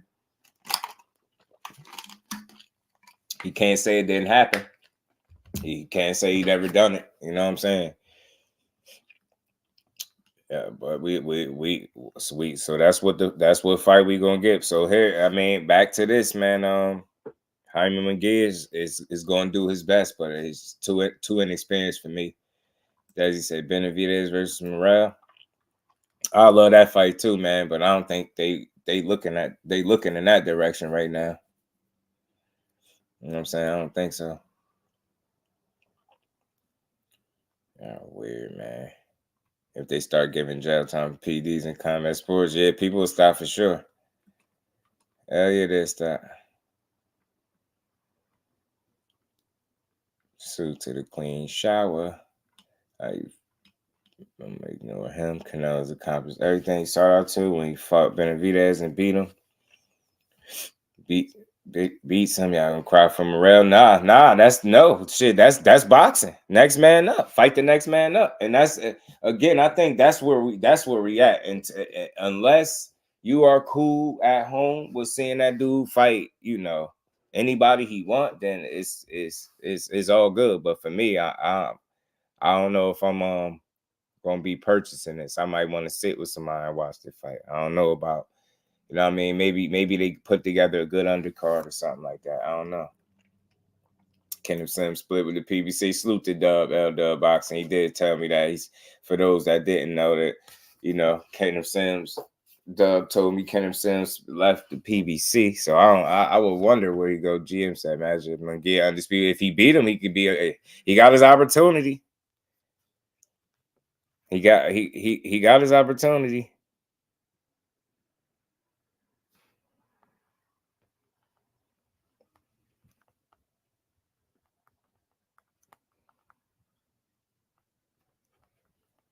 Got an opportunity. Hey, one stupid. Yeah. Say ain't do no PDs as cat.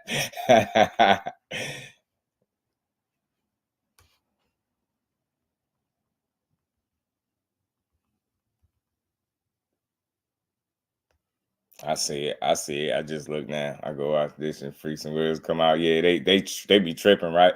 They don't know. I know how they ignore them. Keith will get more eyes from the UK from Matchroom, so his audience will grow. Oh, you think go over there? I mean, look, anything's on the table for him now, man. I like Kenneth Sims, bro. He a damn good fighter. Damn good fighter. I like Kenneth Sims. Slip brick hand over the top. Buddy sleep again. Oh, He said, "Slip brick, hand over the top, buddy. Sleep again. Tank crazy. Tank wild. Tank was taking shots, huh? That's funny. He's still going at it. Oh man, Ryan trying though. Trying Ryan. He was crying. Ryan crying, trying Ryan. He all of that stuff, bro. All of that stuff. I seen the text. I seen the text.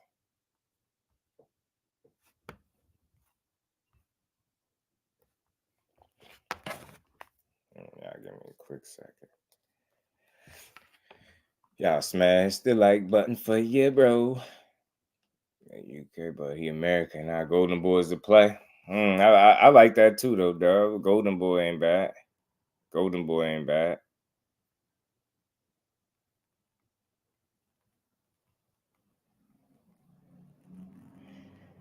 At least I think the kids, they could be able to keep them busy, and they got some people that he can fight over there, right? They got some people at 140, and like you said, damn man, that's crazy. It's a PBC done lost a few 140-pound fighters.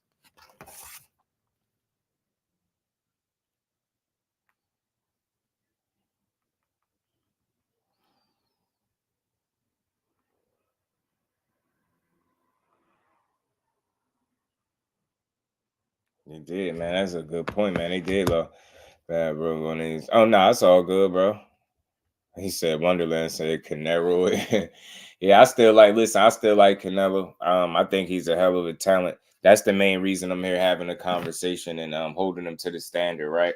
I don't think there's nothing wrong with that. I think boxing got soft and again, you don't have to, it's not for you to agree with what I'm saying. If you like what you're seeing from him, keep buying the fights. He's just gonna keep giving them to you. You know what I mean? Then you a happy camper. But for me, I actually spend money, and I know I don't like to waste no money. I don't like to waste money. I love me some boxing, but I don't like to waste money on it. You know what I'm saying? Not to just watch guys get rich, and then when you hear him talking the way he talking, yeah, you know what I mean? I just can't say I like it.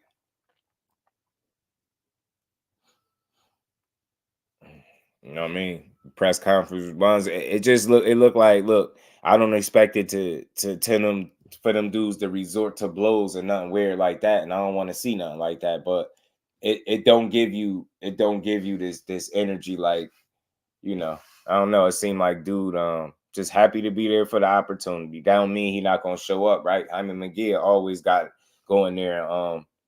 He always go in there and fight.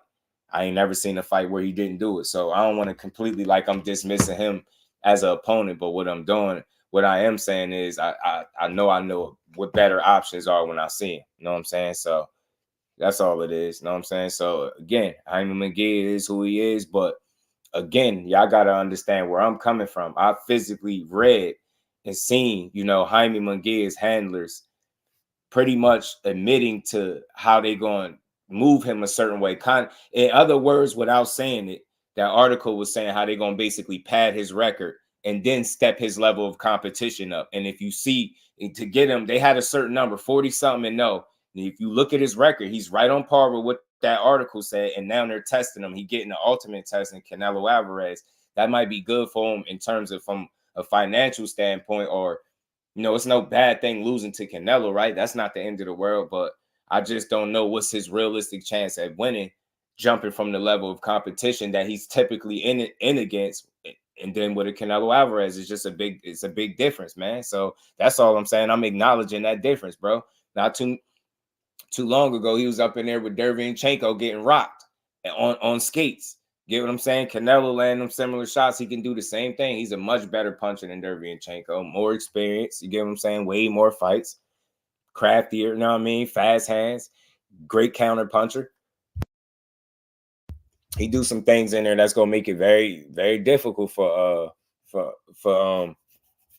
the younger Jaime Munguia. And like I said, you got those 42 fights, but it don't come with nearly the experience that a Canelo Alvarez possesses in the ring. He said, I got the fire stick. Yeah, I think everybody got a fire stick, but we call fights over here, and I don't never steal no fights and call them. So The family know that. You can't steal no fights and call them, bro. You'll be behind. Yeah, and I full well know about what fire stakes are, how they lag. That's exactly why I'm up here and I get to voice my opinion like this, because I actually pay for fights. You get what I'm saying? Stealing them ain't gonna cut it, especially not when you calling them with the family. Keep coming back and see. Oh yeah, y'all say forget about Ramirez, man. It's actually solid matches. Who you talking about? Is that Jose Ramirez? This fire needs to be inside the ring, not at the press conference. Yeah, but it's still boxing, and you still want something to talk about. You get what I'm saying? You want something to get you in the mood to see the fight. And again, they ain't got to go crazy and curse each other out. But you know, sometimes an intense stare down to do it for people. You get what I'm saying? But for me, it just seemed like Jaime McGee is happy to be there right now, and I don't see him being. He's never disrespectful in his press conferences. I never seen that from him. So I don't expect much, but that don't mean it got to be bland as hell. You know what I'm saying? And he all extra respectful, shaking his hands with two hands and shit like that. Like that, you know. I hope he ain't nice in the ring. That's all. You know what I'm saying? As long as he show up on fight night, I'm cool. But then again, like I said, I still question if I'm gonna even buy it. You know what I mean? Forget about Ramirez. Oh, it was Floyd fought Canelo, like 36, maybe. I think Floyd might have been. I think. You know what I'm saying? I think. So I get it. You know what I mean? And again, when I say, you know, entertainment, I ain't saying, like I said, beat each other up, but you can always give people something. You know what I mean? Say something. You know what I mean? Give somebody a line or something to get excited about. And that's all that was missing. You know what I'm saying? Other than that, they pretty much did exactly what I expected them to do. You know what I mean? Just show up, speak their piece, and move on. And again, that don't mean much. You know what I'm saying? You seen a ton of guys with barking and hooting and hollering in the press conferences, and then they get in the ring and lay down. You seen a ton of that stuff. So I'm cool with the quiet approach. You know what I'm saying? I ain't here to complain about it, but it's just what it was. I wouldn't mind a little bit of spice, you know what I'm saying, in terms of them having something to say about each other. So it is what it is. You know what I'm saying? It is what it is. But that's the fight we getting. Y'all all heard him speak on the 200 million thing. He didn't necessarily demand it. He said, you know, it's more like a hypothetical. If a promoter was to give 150, 200 million, you'll fight on them tomorrow. So it seems like that fight is off the table. That's just not where his mind is at. If you want to call him a duck, cool. For me, I just think he privileged at this point, and he gonna just keep doing what he want until there's any real demand for him to do something different. You know what I'm saying? Right. Salute to my guy, Cal Cool.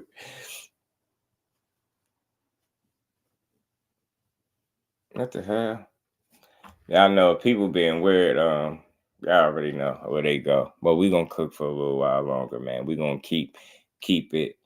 We gonna keep it pushing, man. You heard him take that little shot at my guy, Mike Iron Mike. Beth, what's good with it, bro? How you feeling? Good to see you in the building. Douglas points at this point, y'all. It's out. Yeah, he just don't care. And I think it's deeper than just like the duck talk. I just think he just on his own time. That's it. That's all. He on his own time. And clearly from what he said, like, look, he's fought all these different people. He ran through a list of different names. He like, look, I put on already, and that y'all should be happy with that. That's what I'm getting. You know what I'm saying? So whoever I fight, you gotta respect it, because I've showed you in the past that you said I wouldn't fight this guy in Golovkin. I went and fought him, and he named some other names. So I get it. He do got a point to a certain degree, and he said it's never enough for people, but it's only like that because that's the nature of the beast. That's boxing for you, bro. Like, boxing is always going to demand to see you do more. That's just the sport. That's sports for you. You get what I'm saying? It ain't like you some old ass guy and we asking you to go down there and fight guys that you shouldn't fight. And that's almost how he treating it. You look at Benavidez as just a young guy they shouldn't fight, but it don't make sense because Jaime McGee is a young guy. So, and the Mexican that you said you wouldn't fight. So I don't know. It's tough to gauge, man. Again, he's just doing what he wants. Next Gen in the building was good. Gianni in the building was good, family. Verse Hawk was good, family. Trying to sound like Tank when you said on the one. Yeah, right. You said you heard him under one. I was like, man, listen to him, man. Canelo talking that talk, man. Who done taught him how to talk that stuff, bro? You know what I mean? But that's cool for boxing when you get a dude that, you know, that didn't speak English, that's not his first language. But I'ma always laugh at his accent. I don't care who get mad at that. That's funny. Like, you sensitive about that, like, that's weird. But that's funny. I ain't the one, you know what I mean? He's nothing, he has nothing to offer me. But an extra 25 pounds, that's it. I mean, extra 25 pounds, that's it. You know what I mean? That's it. That's all you got. Yeah, man, they be mad as hell. I forgot Canelo be bringing those type of folks out. It's been a while since I really, like, you know what I mean?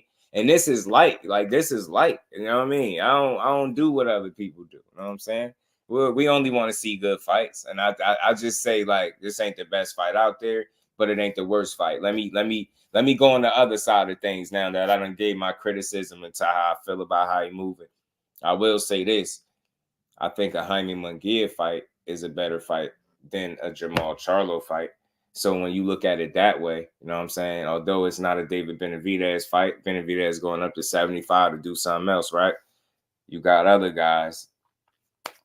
You know what I mean? You got other guys coming up. Rude Exposure was good with it. Part twice in the building. My guy Remo said, I'm not upset with Canelo wanting to do what he wants. Only issue is drop the belts. Right, real quick. This is like, that's exactly what Paulie has said in this joint right here. Shakur, oh, my. That ain't the right. When the mandatory somehow becomes the guy who makes you bagel down the street, Canelo fights him. You know what I mean? And then he'll say, hey, it's the mandatory. We had to take it. And his fans will actually jump on you too. Because I've had discussions with the Canelo fans be like, nah, Yavni Yildirim, that was a mandatory. He had to do it. Okay. So was Jamal Charlo when Jamal was hot. I'm going to talk about this Jamal Charlo. When Jamal was hot at middleweight, he was a mandatory as well. And that fight was nowhere to be seen. You know, now Benavidez is hot right now at super middleweight. That is a mandatory. Now, fight's nowhere to be seen. Nobody's ever going to step it up and step in there and do it. I don't have a problem with Canelo doing what he wants. I have a problem with Canelo doing what he wants with the belts. Well, so I hope y'all caught that last part with the belts. And that's all. You know what I'm saying? Do what you want to do. That's all. But I'm not saying, and again, I want to be clear. It's not that, you know, I care about belts all of a sudden so much, right? But I think at least give, you know, the younger guys up an opportunity to fight for them and be able to call themselves a champion and chase greatness. Like, everybody's not at the point Canelo was at. Everybody's not 33 years old with 60 plus fights in, undisputed title defenses and all that type of stuff. Everybody don't have the accolades of a Canelo Alvarez. You know what I'm saying? You got guys that still want to prove themselves and prove their bones because they're younger, you know what I mean? Make their bones. So it's only right to give the guys opportunity. Like, I would have a lot of respect for him if he was to move that way. Now, I mean, if you're not going to fight the guys that people know you should fight, you know what I mean? By all means, do you, because you taking the punishment at the end of the day, not me. I get it. You know what I mean? Whether we paying for it or not, right? So I get that point, but at least allow those other guys to be able to call themselves a champion. You get what I'm saying? And that's all. You know what I mean? Sound like Tank talking about that 25 pounds too. Oh man. Did Tank really mention the weight though? I don't know. Did he? Salute to my guy A1 Hoops on back in the super chat. Y'all make sure y'all smashing that like button as well, man. That nah, it's okay for y'all to admit that Canelo's the ginger ninja and people don't like it. Who want it? Nah, he put on A1 for the sport for sure. For sure. You can't deny it. Can't deny it. There's no denying it, bro. But you just always you know what a good fighter is when you see it. And I think that's what this conversation about. You know what I'm saying? Without even having to put nothing on his jacket or call him nothing. The duck picture is still funny as hell. But aside from that, man, that's all it is. You get what I'm saying? I don't agree with that energy where you say you don't got nothing to prove. I will say you proved plenty, and I think that's why you're at the point where people demand certain things from you or want to see more from you because of what they think of you. See, it's another way to look at it. You got to think. You got to ask yourself, A1, why would a person like me want to even see him in there with Benavidez? It ain't like because it's a guaranteed loss for him. It's because I know what he's capable of doing in any of these fights for the most part that you want to see him in. pretty much all of them, he have an opportunity to win. None of them are just open and shut, you know, or guaranteed losses for him. So that is the reason I want to see these fights. That's because he's of quality. You know what I'm saying? He's a quality fighter. He's an elite level fighter. And that's the reason why, again, you want to acknowledge the work you put in, but you also don't want to ignore the fact that it's other people that's not where you at in your career. They want to prove it, and you are a name that they could at least prove it against. And if you are unwilling to give those dudes an opportunity because you feel like you at a much different point of your career where you no longer have to like prove it, you should be able to maneuver and pick the fights. Cool, but at least allow those other dudes opportunities to get a chance to be a champion. And then I think, you know, we see other guys mixing it up, mixing and matching. You see those belts change hands, stuff get a little interesting. That's all I'm saying. So, I mean, he got the power to do that. I mean, he don't, unlike other people, he don't need the belts for money, in my opinion. You know what I mean? Shit, they costing you money at the end of the day. You know what I mean? You still gonna get paid regardless, belts and no belts. Get what I'm saying? So other people, not the same situation. So that's all. I just like to see boxing continue to move, and them younger guys that's still in that prove it stage, that's young and still need those names on the resume that Canelo Alvarez had once upon a time. They need those championship fights and championship experience under their belt the way Canelo Alvarez had an opportunity. That's all. Allow boxing the same opportunities that you once had. You worked your way there, and these guys are trying to work their way there too. And you kind of like the roadblock and kind of gatekeeping the titles in a sense, right? And saying who decides to get a shot at them. And more times than not, it's going to be somebody that you have significant advantages over, right? So it's tough to sit back and watch that while you got deserving guys got to sit on the sideline and say, you know what?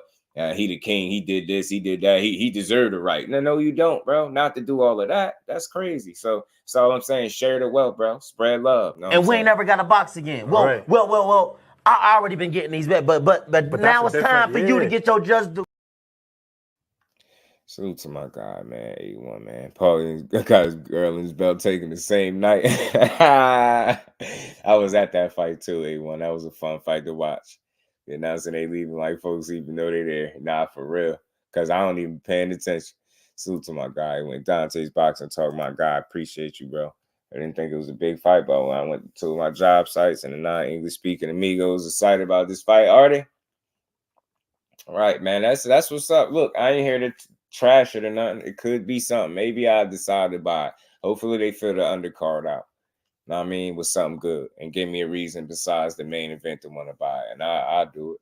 Yeah, people be too sensitive, especially with my approach. I got one of the easiest going approaches on here. You know what I mean? On YouTube, and I know it. You know what I mean? So if you sensitive over here, yeah, I know y'all can't last and make it nowhere else.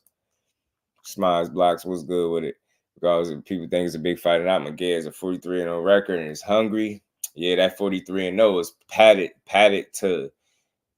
to perfection too. You know what I'm saying? And again, I'm never gonna forget the article I read. That stuff is in the back of my head when I see Jaime Munguia and what exactly is taking place. And I can't lie, they did exactly what they said they was gonna do: step him up in competition. When he got X amount of wins, 40-some odd wins, and here you go, 43-0. You got a shot at the guy, the man, King Nello. You know what I'm saying? Look, I'm not knocking Jaime's opportunity at all, but it's more so Canelo's strategic hand picking, and then sometimes it could get frustrated. That's all. But hey, maybe Jaime put up a good fight, yo. Salute to you, A1. Much love for the support, homie. Holding the chat down single-handedly, man. Appreciate you, my bro. Rise Podcast in the building. What's good, Shane? How you feeling? Yes, I'm not gonna lie, the amigos excited about this Munguia fight. We're gonna do good numbers. I listen, I think it's people get behind him, but I think the fact that Munguia gonna bring some folks too. Know what I mean? I think it's gonna work. I think it could do some numbers. Lance Meyer in the building was good, fan. So I think he could. I mean, could. I ain't against the fight doing well, but I just be wanting to see him listening. You know what I mean? B-Hop's one of my favorite fighters because he challenged himself and fought everybody, even in the later years. That's all I'm saying. When you got, and I get it, like, I get it.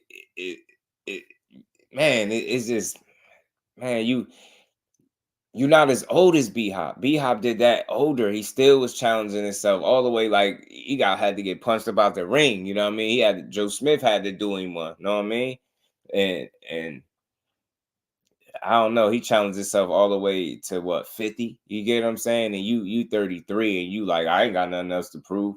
Like, it's just not a mentality that I expect from somebody that's calling themselves the king, the best fighter in the world, the face of boxing, the man. And you the man in your own right, you are, because you put on. You know what I mean? You earned your right. But all I'm saying is, you know, it just sounds like now you spoiled and you bigger than boxing, and I can't support that energy. You know what I mean? Tim Layton in the building. Was good, family. He said the Mexicans gonna pull up regardless. You know it.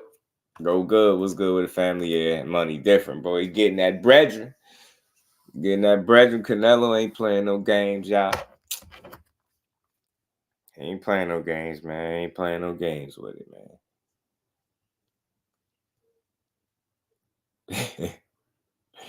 They're gonna show up and show out for him, man. Ain't this fight? Wait, where is he fighting at? Ain't it supposed to be in Mexico, or am I tripping? Do I got something wrong? I'm gonna try to say because he's all upper body, you know. You a fool, yeah. The D Free is a fool, man. You hear that 8-1? You know, he getting at you. Nah, let me stop, man. You a fool, man. Y'all make sure y'all punch that like button. We're gonna keep rocking. We're gonna keep rocking.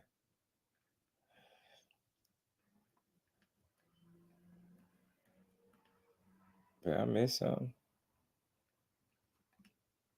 I don't know. Let me keep going back there. Oh, Vegas.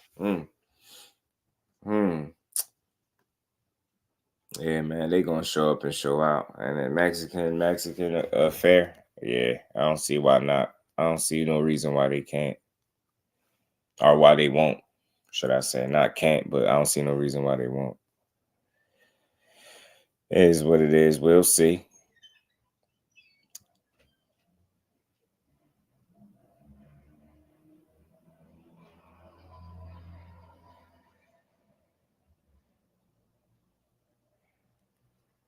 So before I wrap up completely on this Canelo topic, man, I gotta ask the chat, man. Do any of y'all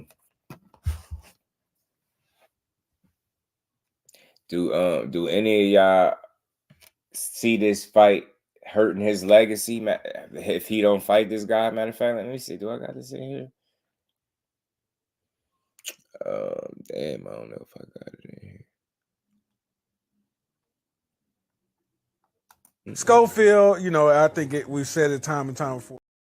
Not that one. I wasn't looking for that. Damn, I don't think I put it in here.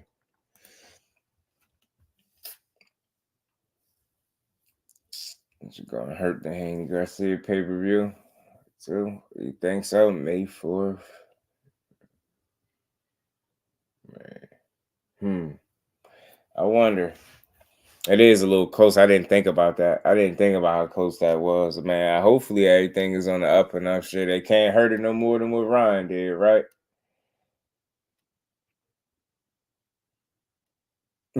Yeah.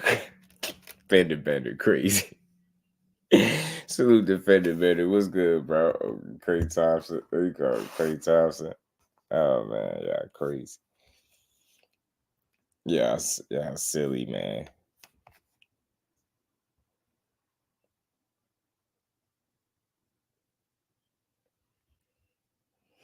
What's good with it, Fender Bender? PJ's big dog. What's good with it? Yeah, I think he's gonna do some numbers, but damn, I almost lost my train of thought for a second, y'all. Yeah, man. I already know how to handle the disrespect, man. I'm seeing a little bit of something, but I'm kind of ignoring it for the most part. I ain't gonna hurt Nello legacy. You don't think so?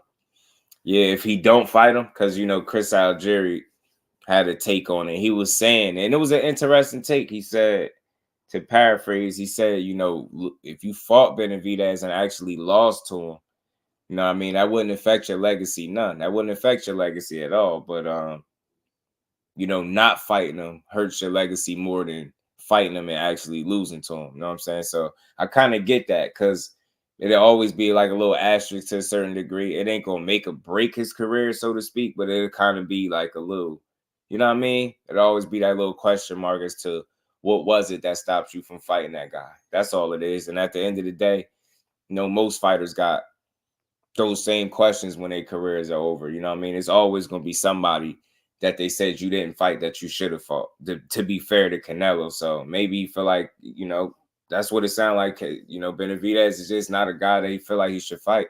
But I feel like some of that is due to him not wanting to challenge himself against that guy specifically for some reason. And I think he sees more weakness, obviously, in Jaime Munguia than Benavidez. You know what I'm saying? And I think that's just what it is. And that's why he picked who he picked. He said the known is always worse than the unknown. You get what I'm saying? For sure. For sure. For sure. He definitely hurt his legacy. It could, for sure, man. I mean, you just... certain things like this, you could leave no doubt by just going in there and fighting the dude. And again, it is no 100% that he gonna go out there and lose to him. So I would just like to see it. That's all I could say.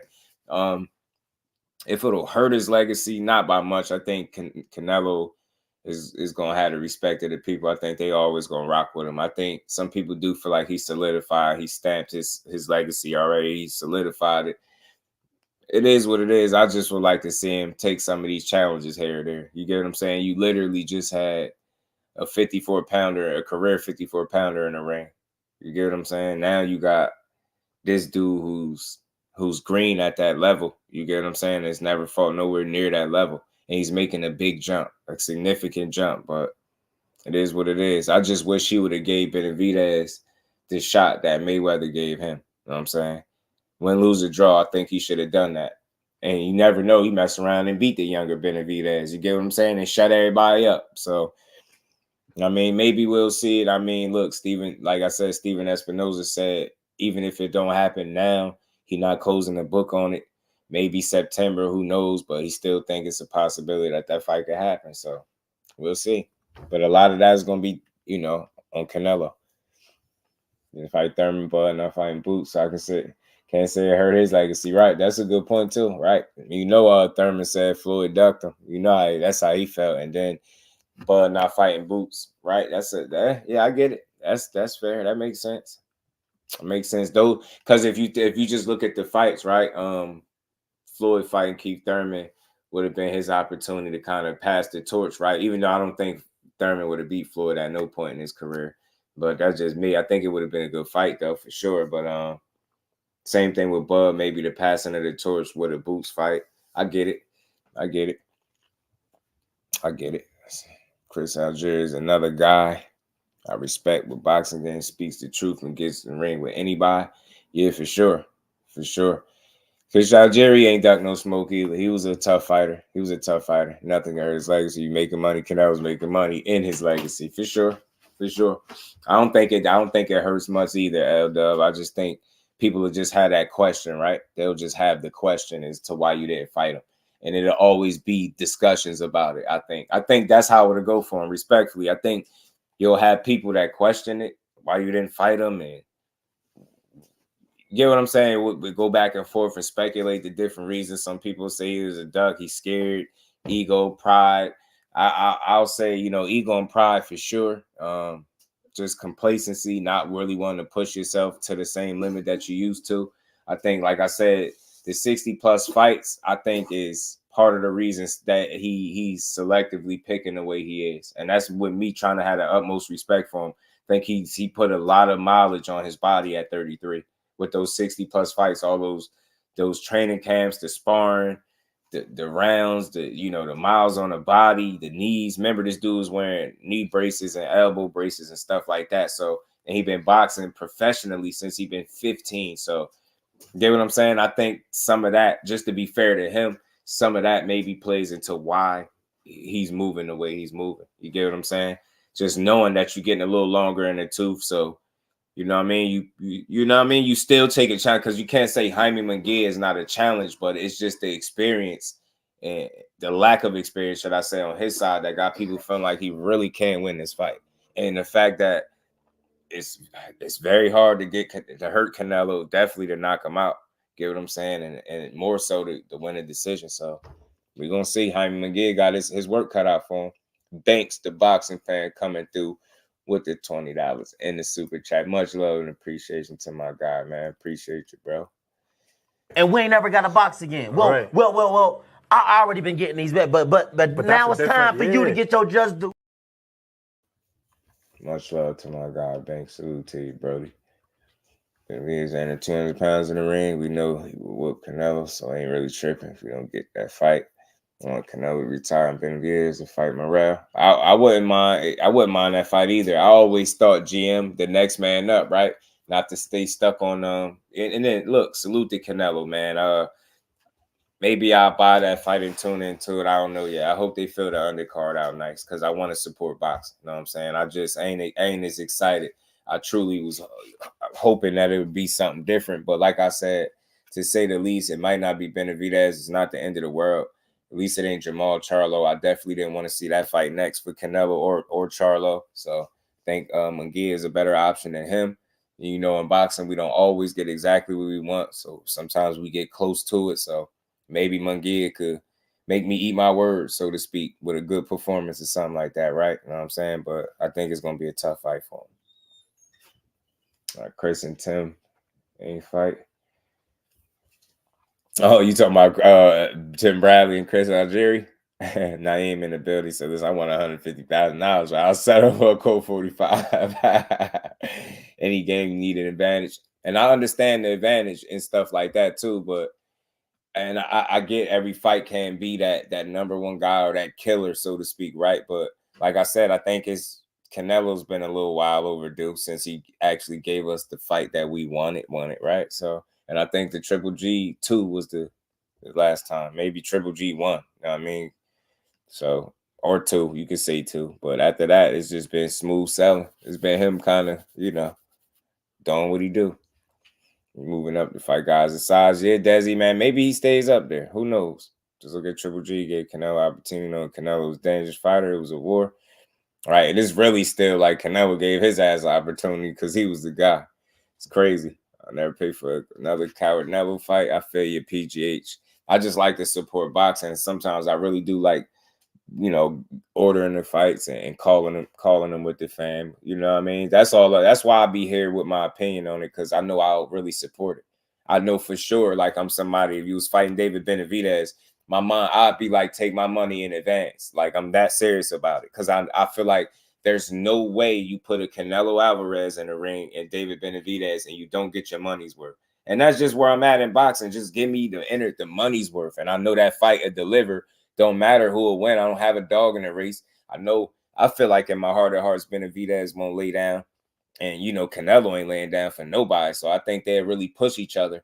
And it won't be easy for Benavidez, but I think it'll be a fight that he definitely could win with the right game plan and execution. But at the same time, Canelo, a ton of experience and crafty as they come, ton of fights. Like I said, skilled in his own right, you know what I mean? Been in there with a number of different guys. Like he got a lot working with him too. So it'd be a fight where I think those two dudes really could push each other. And I think stylistically, Benavidez got the kind of style that could really make Canelo think in there.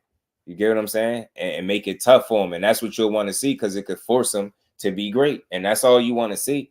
You get what I'm saying? It's crazy that Jay was good with it. He said Benavidez should fight Dave Morrell. I like that. I like that too, Jay. I said that. Next man up. That's the fight. That's a fight. That's definitely a fight. But it seemed like it's off the table for right now, at least while he at 75 doing what he doing. I can't wait to see David Morrell back. But yeah, that's a fight I love to see. And I feel like, I hope that still actually happens. It seems like Benavidez almost giving, or Team Benavidez giving Morrell the energy that Canelo giving them, kind of treating it like, don't really matter type deal. But I hope we get that fight at some point, because I think those are two best guys at 68. I know Benavidez is supposed to be going up to 75, but I feel like the best fight at 68 is Benavidez versus Morrell. I think it'd be a damn good fight. A little stall to make the Danny Jacobs fight too. Yeah, Canelo. And be sitting up there talking about all the young guys. Right.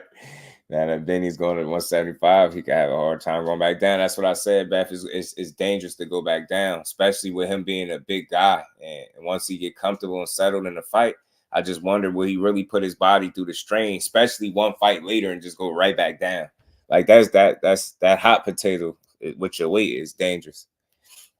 Said Derek Taylor says it's a duck move. The monster stops Canelo. I feel you. Listen, I feel you. That's why we here. That's why we have these conversations, bro. I just think people be too sensitive when people don't see it their way. And for me, I hate to put jackets on people and call them a duck. Like, I understand he's in a very privileged situation where he can pick who he want to fight. And I get that's just the way it go.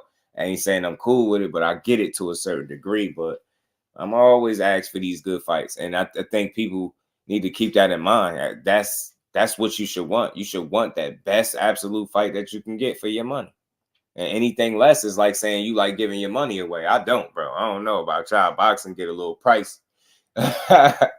Couple of whole year pay-per-views, you be looking at your wild like, oh man, what is $100 here, 80 here? You know what I mean? Like, man, I want something worth it. You know what I mean? I want a good fight. This team doing the same thing. Yeah, they kind of treating them like that a little bit. They're giving them that cold shoulder a little bit. But I think just like any other situation, Morrell just got to keep winning. And I think he will. I mean, Team TJ. Hope Jaime wins. Man, that'll shake boxing up, Beth, if Jaime win. That'll shake boxing up. That'll shake things up for sure. Definitely shake some stuff up. I mean, I wouldn't be against seeing an underdog win, but he just got a tough battle because, like I said, just looking at Canelo, got one of the best chins in the game. Dude ain't even been knocked down. So it's like, I know he's been in there with guys like a punch. He's weathered the Golovkin fights. You get what I'm saying? He's dealt with Golovkin's power. He's went up as high as 75 and fought a Kovalev and a Bivol, even though Kovalev looked like he was done, but cooked. But like Andre Ward put it, but he still went up there and did that. Took punches from light heavyweight. So I think he'll be able to deal with the onslaught of Jaime Munguia. I think he'll be able to deal with the pressure and you know, the punch output and things like that with, you know what I mean, just the craftiness, experience, counter punching. I think he is damn good counter puncher. And I think that's where that's where this fight could be won at. You know what I mean? Catching Jaime Munguia in those exchanges or catching him, you know what I mean, just being too offensive. And I think this, again, it's one of those situations like a catch-22. The same thing that makes Jaime Munguia dangerous is the same thing that makes him susceptible to getting caught with some counter shots, some nasty shots from Canelo. And we know Canelo got a mean uppercut too. And like I said, I seen Derevyanchenko rattle the hell out of Jaime Munguia and had him on some skates. So if Canelo land those type of quality shots that I think he got the ability to land and go to his body, man, this should be it should be an entertaining fight. I think the biggest pushback for me, I guess, is me feeling like Jaime really ain't gonna pull this off because he will damn near have to knock him out or beat him so convincingly that they can't take it from him. And I don't think he's gonna beat him that cleanly. And dog said, we got 200 million just laying around, dog. You know what I'm saying? 150 to 200, like just for one fight, just because you said so, bro. Knowing damn well you supposed to fight him, though. And dog, it's somebody that you should fight, should I say. I ain't gonna say you supposed to do nothing. I can't tell you how to do your business, but as a fight fan, I would love that fight. That's why I'm past the duck talk. It's just like, damn, Nello, give us that fight. Why not? Be a good scrap, boy. That'd be fun to watch. I don't care who win. It'd be a fun fight. And Canelo gonna make him quit, man. If Jaime Chin hold up, it'll be good. I'm telling you. That's it. You see what I'm saying? Got a little question. That's what I'm saying. Canelo gonna test his chin. He for sure gonna test that chin. He for sure gonna test that chin. You know he is. You know he is, man. Ellaby say Canelo about to win by a highlight reel KO. Yeah, I seen that. I seen Ellaby say that. I seen it. You're not going entertaining. Canelo about to go in there, outclass his dudes, keep his ass late because it's level serious. Who won it? Yeah, man. I mean, listen, but I think on the way to him possibly getting slapped it could be entertaining because I do think that's how I was calling it. I was saying I think Canelo could catch him late with something, but then again, there's a chance that it can go the distance too. You know what I mean? Jaime gonna be fighting back in there, but it's gonna be a tough fight for him. Because he fighting Canelo, the judges, he fighting against experience. a guy that got an iron chin that you more than likely not gonna knock out, and you're gonna have to be, I think, strategic as how you approach the fight. Like I don't think you could just try to blitz Canelo, and you know he got that tendency. Jaime get in there and start letting them things fly. You know what I'm saying? And like I said, it's like a double-edged sword. The same thing that makes him dangerous. Same thing that makes him dangerous. Might get him in trouble against a guy like Canelo, a sharpshooter. You know what I mean? Nah, because people call him out as BS. Yeah, they be mad. You talking about 25 pounds. He was 168 while Floyd was 147 when they fought. Yeah, he got to try again. Yeah, he outweighed Floyd by, what was it, 20-some odd pounds it was, right? Yeah. I bet $20 your $1 don't go the distance. Man, we could bet. That's an easy bet. That's an easy bet. I don't mind losing $1 to my good brother. You know what I mean? But he might push Canelo the distance, bro. He could. You know what I mean? These last few do, but then again, bro, he's so offensive, man. He gonna go for it and he gonna leave himself open. I can see him getting countered. I really can. But I wouldn't be surprised if it go the distance though. Jaime is tough though. He ain't gonna lay down, but Canelo might put that boop bop bang on him. How JV saying. Like B said, they call him young and old lions for a reason. Yup, the young lion when he grows up gets to challenge the old lion for the throne. Yup, that old lion can't fight a gazelle in the young lion's place. You dig? Rodzilla in the building. What's good, Rob?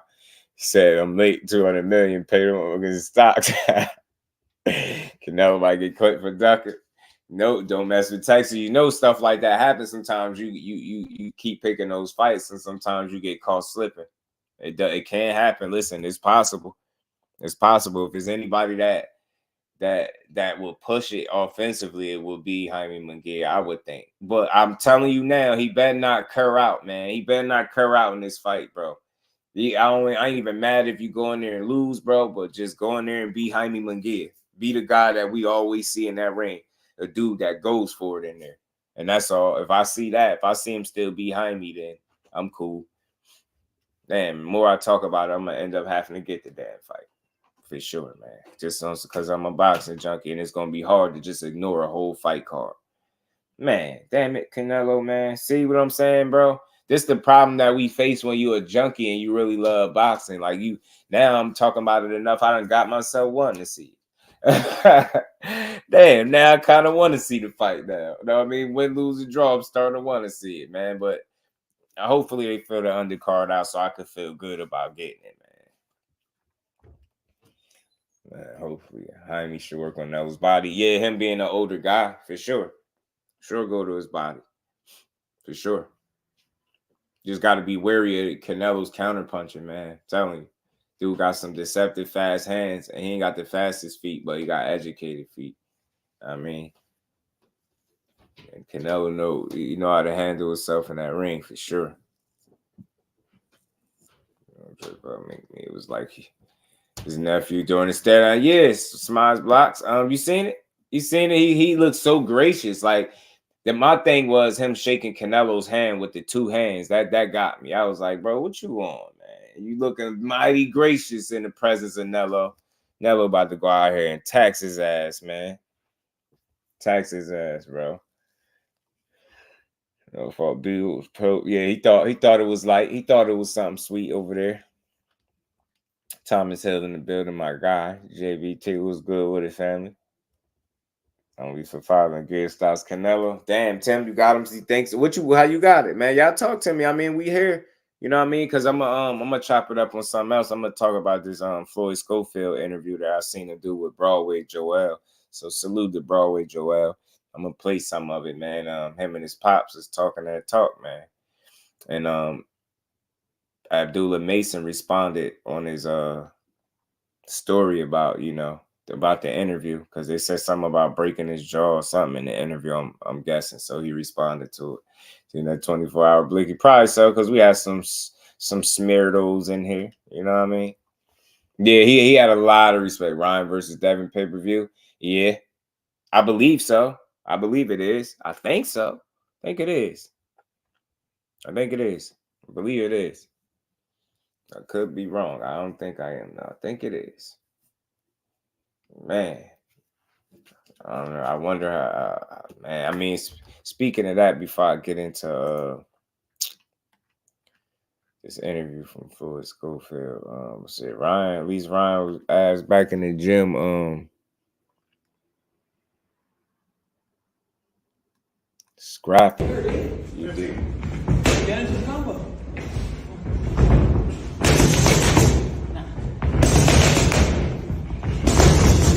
Come on. Hello, 8 over Munguia. That was good. Possible. I said he was gonna get him late. One thing you could say you can't deny, that dude got some speed and some power, but his technique is what he need to be working on. Like, again, when you practice with bad habits, you take that stuff into the fight with you. And you notice just as fast as he is, you notice every time he's shooting that jab, he drop his hand. Every single drop the hand after he shoot it. But he'll bring it back to his fast as it is. Come on. You know he thinks it's flash.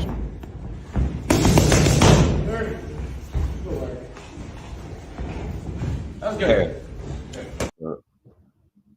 20 seconds run through real quick, man. But he better bring it, man. He better bring it. It's gonna be the performance KO of the year on one fight. We gonna see. I haven't seen any official word. There's pay-per-view, yeah. Oh, in America or overseas. Nah, it's not. Is it not? Maybe I'm wrong then. Salute to my guy Kyle Cool. I thought this was the whole point. What was all the fuss was that it was on pay-per-view. And that if you fought, Arnold Barboza or something like that, it wouldn't be the case. I thought the whole purpose of him fighting Ryan was for it to be a pay-per-view fight. That's interesting. Combos is cool, but that ain't gonna be standing there to catch all them shots. Nope. And you see, like I said, A1 dropping that hand every time you shoot it is not gonna do you good. Not gonna do you no good against Dad. If he's a sharpshooter, he's gonna pick up on that. He's gonna be able to pick you apart. But Canelo and 8 over Munguia is definitely possible. I could see it being late. I could see it. I can also see it going the distance too, because of the last handful or so of fights that Canelo's been going the distance.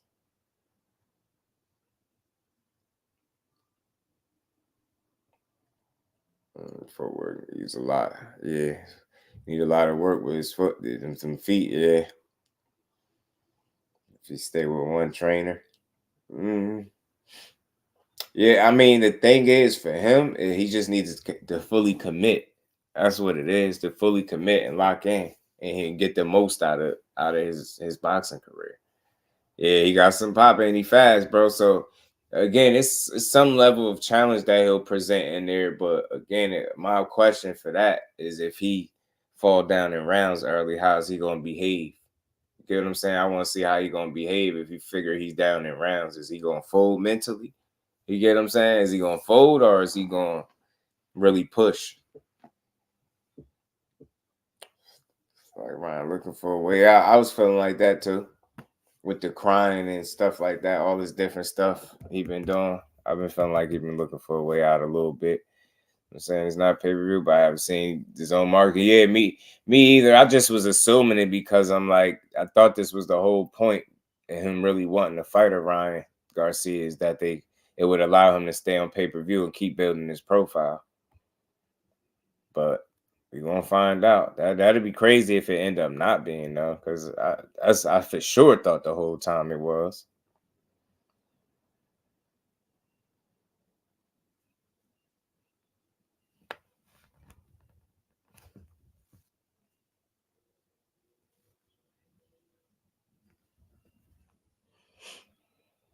And Dad got that loop overhand right. Ryan getting dropped in this fight at least once. Yeah, Samuel, he might eat the deck. He might eat the deck a little bit. He might eat the deck. He damn sure might eat the deck. He damn sure might eat the deck for sure, bro. For sure. Unfortunately.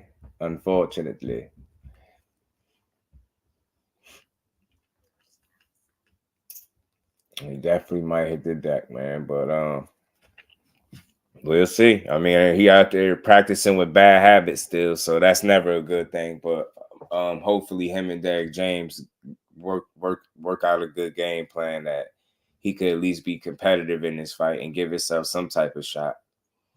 From trying nobody, anyone looking for the smoke? The smoke. I don't know, man. King Nello ain't looking for smoke. He looking for payday, an easy one. That ain't gonna bring him to throw that overhand right with conviction, and that's the only punch that could hurt. He could hurt Ryan. Eddie Hearn has said he expects Devin Haney versus Ryan Garcia to be shown live on DAZN in the UK with the regular subscription, not on pay-per-view, but DAZN are yet to make a final decision on this. Appreciate my brother Cal Coolett, man. Appreciate that, bro. Man, so they ain't made a final decision yet, or whether or not it was on pay-per-view yet. Okay. Appreciate you, Cal. So that's interesting. So we'll just wait and see. We'll wait and see. Either way, I'm trying to support that fight though, but Ryan pissing me off. And again, I ain't surprised that they ain't made a decision, especially with the way Ryan acting. And then again, if they still like ain't made a decision yet, shit, you ain't got that long. You got now. You got what? About a month out exactly, right? It's March 20. You got April 20. 1 month away. So you got to figure it out. You know what I'm saying? And I think I wonder, do it have anything to do with the ticket sales? I wonder. You know what I'm saying? I wouldn't know. I wonder though. Wouldn't know. But we'll see, man. Ryan better sharpen up though. He better stop practicing them bad habits, man. That stuff gonna get him smoked in the ring. You dig, y'all? He gonna get him hurt. Gonna get that boy hurt. Right with Ryan again. The thing is, for me, I don't never look at stuff like somebody begging to fight somebody because if they all fighters, you shouldn't even have to beg for a fight. Think about that. Think about it. Why would a person have to beg you for a fight? You know what I mean? So I don't know. I ain't been on Twitter, on X, and I don't even care to be. You know what I mean? But we gonna get into this. I'm gonna play a little bit of this interview from Floyd Scofield and his pops. They did with Broadway Joe. Salute to Broadway Joe. Like I said, they were saying some things in here. And Abdullah Mason, it got Abdullah Mason attention. So I figure I'll play a little bit of this. I mean, bad habits, the drop in the hand after he shoot that jab, like he's fast, but he drop his hand each and every time, man. Again, those even hitting the pads, that's cool. That's just pad work. But I see bad habits, his feet. He still need work with his feet. He kind of trips over his feet still. You know what I mean? He's not as athletic from the waist down. You know what I mean? Waist up, he fast hands, good reflexes, good power. You know what I mean? But from the waist down, he looked the most uncomfortable when he got to move and go get you. You know what I mean? He's comfortable when his feet planted when he's shooting them shots. When he got to like come off his feet, like for example, let me see if I still got that other one in here. Did I delete it? How he was punching, man. I don't know. Let me see.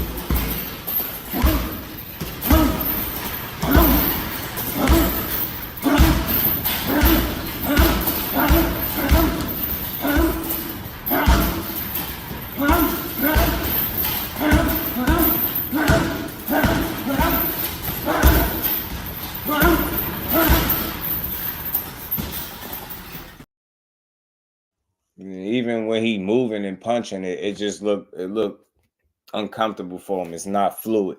You know what I'm saying? So he just need more work. You know what I mean? B-Dog, what's good with it, fam? You just need more work. You know what I mean? More polishing, more fine-tuning, you know what I mean? Fundamentals and stuff like that. Like when you practice bad habits, you take them into the ring with you again. Say he wilding again right now. What, he online again tripping, bro? Ryan been on one, man. He's still been on one, but we're going to get into a little bit of this, man. Salute to everybody in the Y'all smash the like button. We're going to rock out for a little while longer. He took a look a little too wide. That's what I'm saying, and I think that's due to him loading up on it, Gianni, instead of just letting it flow. You get what I'm saying? Another couple weeks. Right? Ryan acting out of character. He's scared Devin. I'm telling you, he said he punched like his knees hurt. And I think that's just, you know, Just a little stiff in the legs. A little stiff in the legs, bro. He really is. Is a professional fighter. He's a third generation. I'm the best one. So I was taught how to be a coach. He was taught how to be a fighter. So this has been passed down for 3 generations. Kid Austin and his pops and again. So what was your father's record? It wasn't good. He was a bum. I wouldn't say a bum. I don't like calling fighters bum. The guy with a 13-4 record beat my ass, you know. So we had him all the time. But the gifts that he taught us, it passed to him. Okay. All right. What amateur accolades have you had, and who did you fight? Did you fight anybody we would know? Did you fight a Keyshawn, anybody international, or what tournaments did you win? Keyshawn and that group, they were they're 4 years older than me, so they were a little ahead of me at that time. I wasn't the greatest amateur, only because I really wasn't taking it serious. So the biggest one I won the Golden Gloves in the senior division. And I won the most outstanding fighter in that tournament. Man, I was so happy. That was the Golden Gloves. I say I would know more of that. Mason, we beat Mason. Yeah, I fought Mason. Oh, Stokes was good with it, bro. Yeah, I sparred him. Right. Yeah. I don't really go back to the averages. We can look at what champions he got ready for their fights. Like Devin. He got Devin ready for Gamboa. He got Adrian Broder ready in his camps. Robert Easton Jr., Shakur Stevenson. And these are all current champions while he was getting them ready to be their sparring partner. And none of them got the best of him. I think it's out there ready. Adrian, I still want that sparring with Adrian. He didn't give me my sparring. Adrian got you? Nah, he didn't. Nah, he wouldn't get in the ring. Him nor Tay. We've been in their camp for 10. Adrian, I still want that sparring with Adrian. He didn't give me my sparring. Adrian got you? Nah, he didn't. Nah, he wouldn't get in the ring. Him nor Tay. We've been in their camp for Tank twice. The list goes on. You heard him say Adrian or Tank wasn't getting there and spar Kid Austin. They slipped that in there. Salute to my guy R. Stokes, man. Blessings to you, Brody. You see, he slipped that in there. These champions ready for their fights.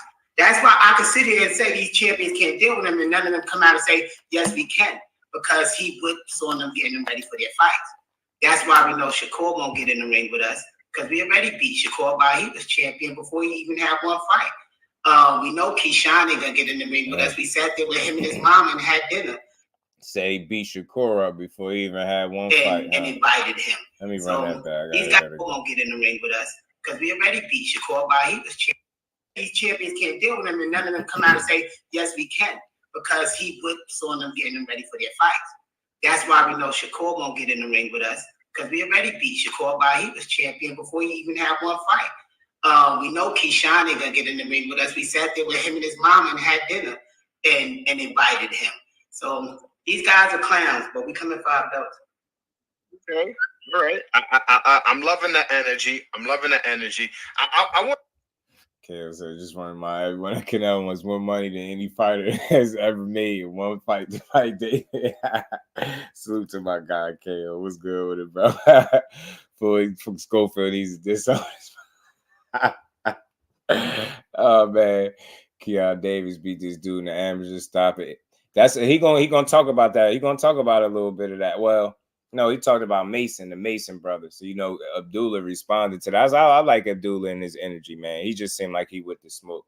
But Kid Austin, just a young dude that want to prove himself. I mean, that's all I'm going to say, right? His pops be, laying it on thick. You know what I mean? He said Tank ain't want to get in there with him. AB ain't want to get in there with him. They beat Shakur up before he had one fight. I was like, damn, like, y'all been doing a lot, so y'all basically just running through everybody that y'all get in the ring with. You know what I mean? So that's why none of these top guys could do nothing with him. That's what he's saying. I'm gonna circle back to the. That's why we know Shakur won't get in the ring with us, because we already beat Shakur he was champion before he even had one fight. We know Keyshawn ain't gonna get in the ring with us. We sat there with him and his mom and had dinner and invited him. So these guys are clowns, but we come in 5 belts. Okay. All right. Dude said, "Let's I'm fight loving the July." energy. He responded I'm loving the to energy. this. I want to circle back to the Dominican part. Do you know? Do you have family in DR? Like maybe distant relative, but that you know of, or anybody, or you just kind of lost contact? Most likely, we do got family in the Dominican Republic. But the thing is, I didn't grow up real close to my mom. He did. I got you. I was in jail for 8 years, so. Oh. But we are going to the Dominican Republic, and I don't want to say the time thing, but very soon we're going to the Dominican Republic. I can say within the next month. We are buying us a condo in the Dominican Republic. Coming home, it ain't like something we just saying. You know where over there? You thinking about it? Where you thinking of visiting? We gonna Santo Domingo is where he's looking at. Yeah, we're gonna look at other places, but he likes the city more, so I would think it's Santo Domingo, but I like the water, so I'm trying to find a middle ground. Well, Santo Domingo has beaches. It's not the beaches aren't as nice as other areas in the country, but they do have beaches, and there's nice beaches. There's nice beaches in Santo Domingo. You'll be all right. Which one? What's the best boxing gym? Because we're gonna have to locate ourselves around the best boxing gym because we gotta fight 4 times a year. So it's in Santo Domingo. Santo Domingo, you'll find. I'll hook you up. You got my number. I'll tap in with you. I'll give you some gyms to go to. You know where it would be really good for you to go is the the Dominican Olympic Center. Okay. I have a relationship with the coach, and I'll communicate with him. I'll call him, and then I'll make it happen where you guys can go over there. I think that's probably the best place where you should go. There's other professional boxing gyms I can recommend you as well, but the Olympic boxing gym is probably where you should probably mostly go. Well, thank you. We'll appreciate it. We need all the assistance we could get. Nah, for sure, man. For sure, man. That's what us Dominicans do, man. We help each other out. You know, that's what we do. But what are your thoughts on the current Dominican boxers? You got Edwin De Los Santos, Carlos Adames, Elvis Rodriguez, Michelle Rivera. You know, I can go on. My phone freezing right now, man. Ain't letting me skip through it.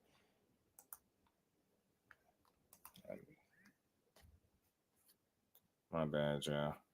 Y'all smash the like button for me, man. Somebody just sent me something. Send him to the Olympic Training Center. He might beat everybody up.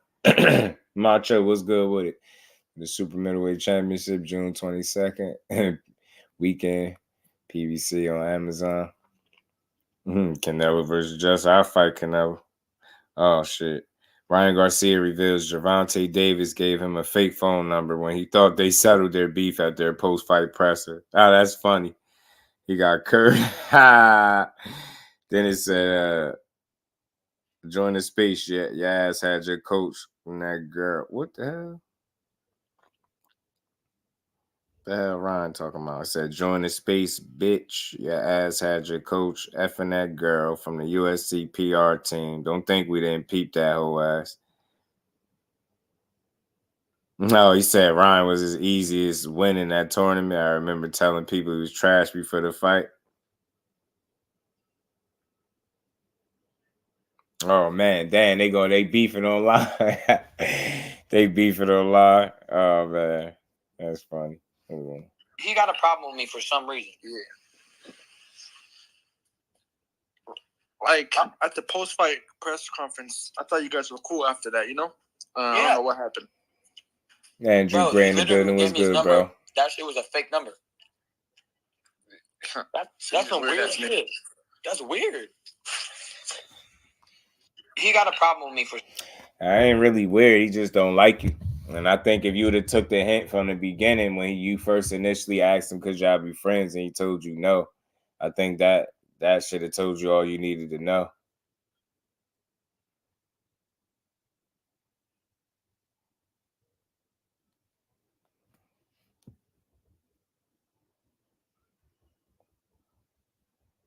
Man, he's trying to get my boy Corey to join the space on Twitter, man. Him and Ryan going at it. Ryan better focus on his fight, man. Stop playing around. Stop arguing with Shakur. He better focus on his fight, for he don't make it to his fight.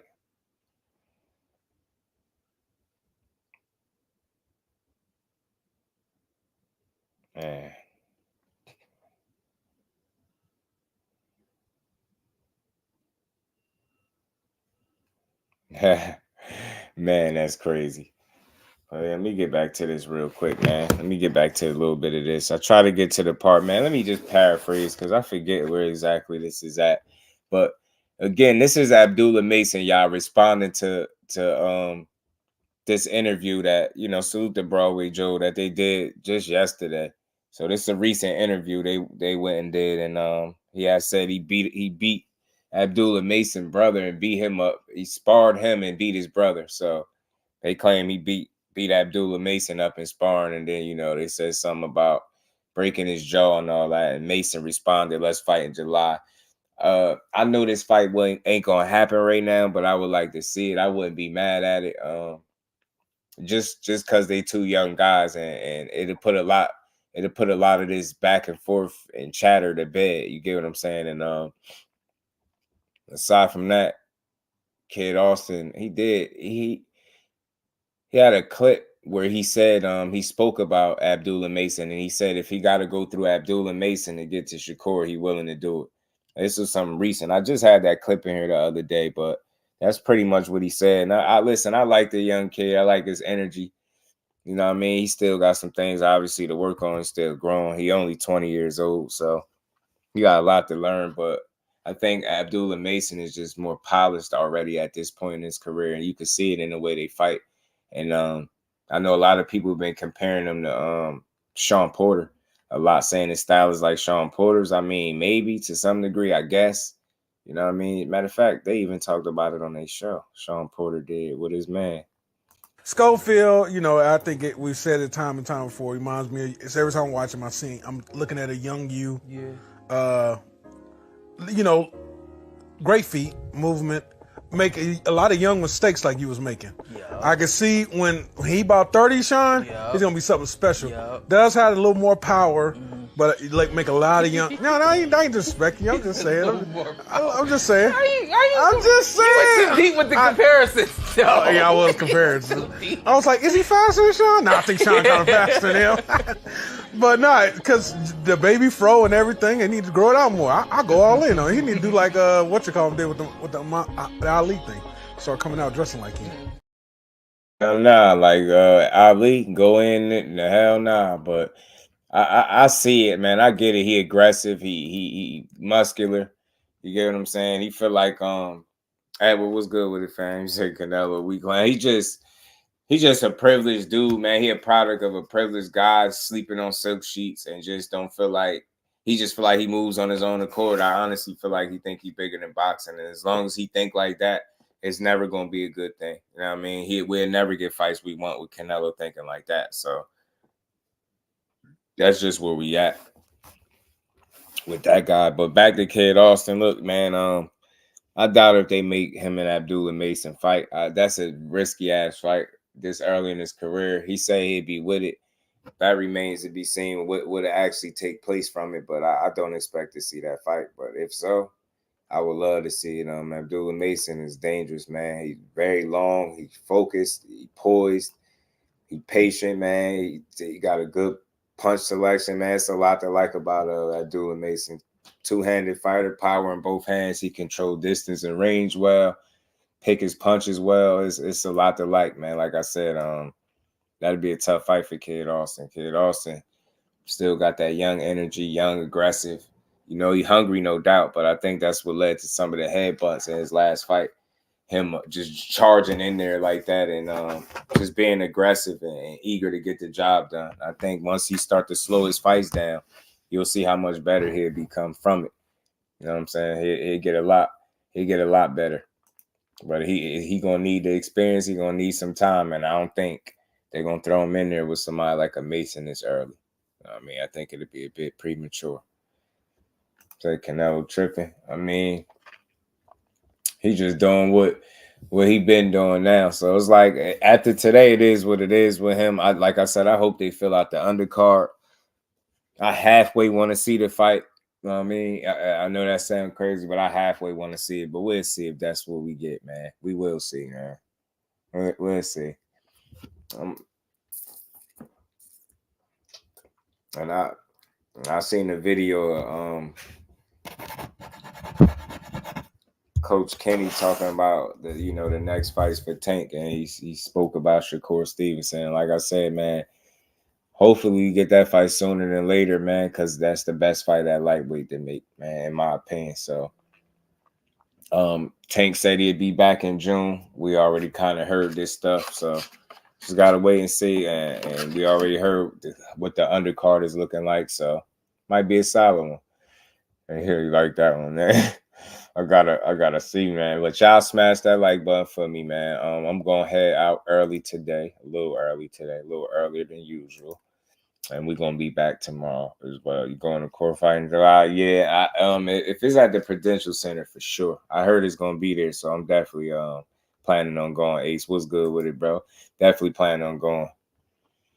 Definitely, but more Canelo Chronicles, man. He fighting Jaime Munguia. Press conference, not much happened. Jaime Munguia look happy to be there. That don't mean that he won't show up to the fight, right? But I think that, like I said before, the inexperience is just gonna be too much of a gap, I think, for him to make up for. The fact that he gonna damn near have to beat Canelo convincingly on some Dimitri Bivol, Floyd Mayweather-esque type stuff, and he don't fight that way, so I don't expect his fight to be that clean. He make too many mistakes defensively, I think. He leave himself open defensively because his offense is his defense, and at that level, you can't operate. You can't remain successful at that level with subpar, mediocre defense. Defense has to be a priority, not an option at the elite level, and I think this would be, we're being honest, the first time he's been at the elite level. This is a nice jump for him, I think. You know what I mean? And it's going to show. Send him his new name, Chucky Ducky. Or still Urban Mac in the building. GPZ in the building was good, my guy. Abdullah Mason can destroy his kid also. You know he laughed at him at the stuff he said in that interview. He said they said let's fight in July. They trying to line it up on that undercard. That'd be crazy if they made that fight happen on the Shakur undercard. That'd be wild. It'd be wild, man. I'm telling you, Mason he got something special about him. Tony Harrison, it's an interview out there with Fight Hype with Tony Harrison was talking about Abdullah Mason and how special he is, and I believe him. I take his word for it. I think that dude is a real dog. He really is.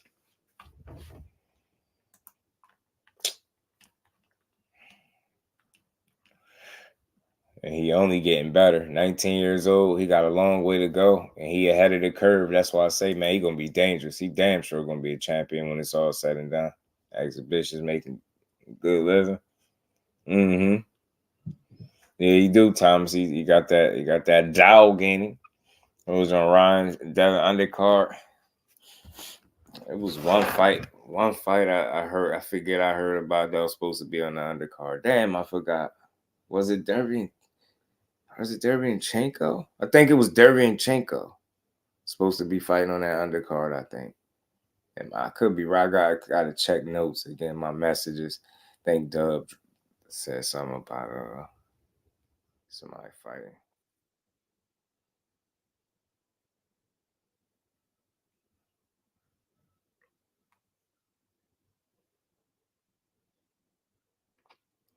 Oh, yeah. Sergey Derevyanchenko and I think Beck the Bully is being worked out possibly for 420. So that's the undercard fight. Beck and Derevyanchenko. Yeah, that was the fight. Yeah, that was the fight.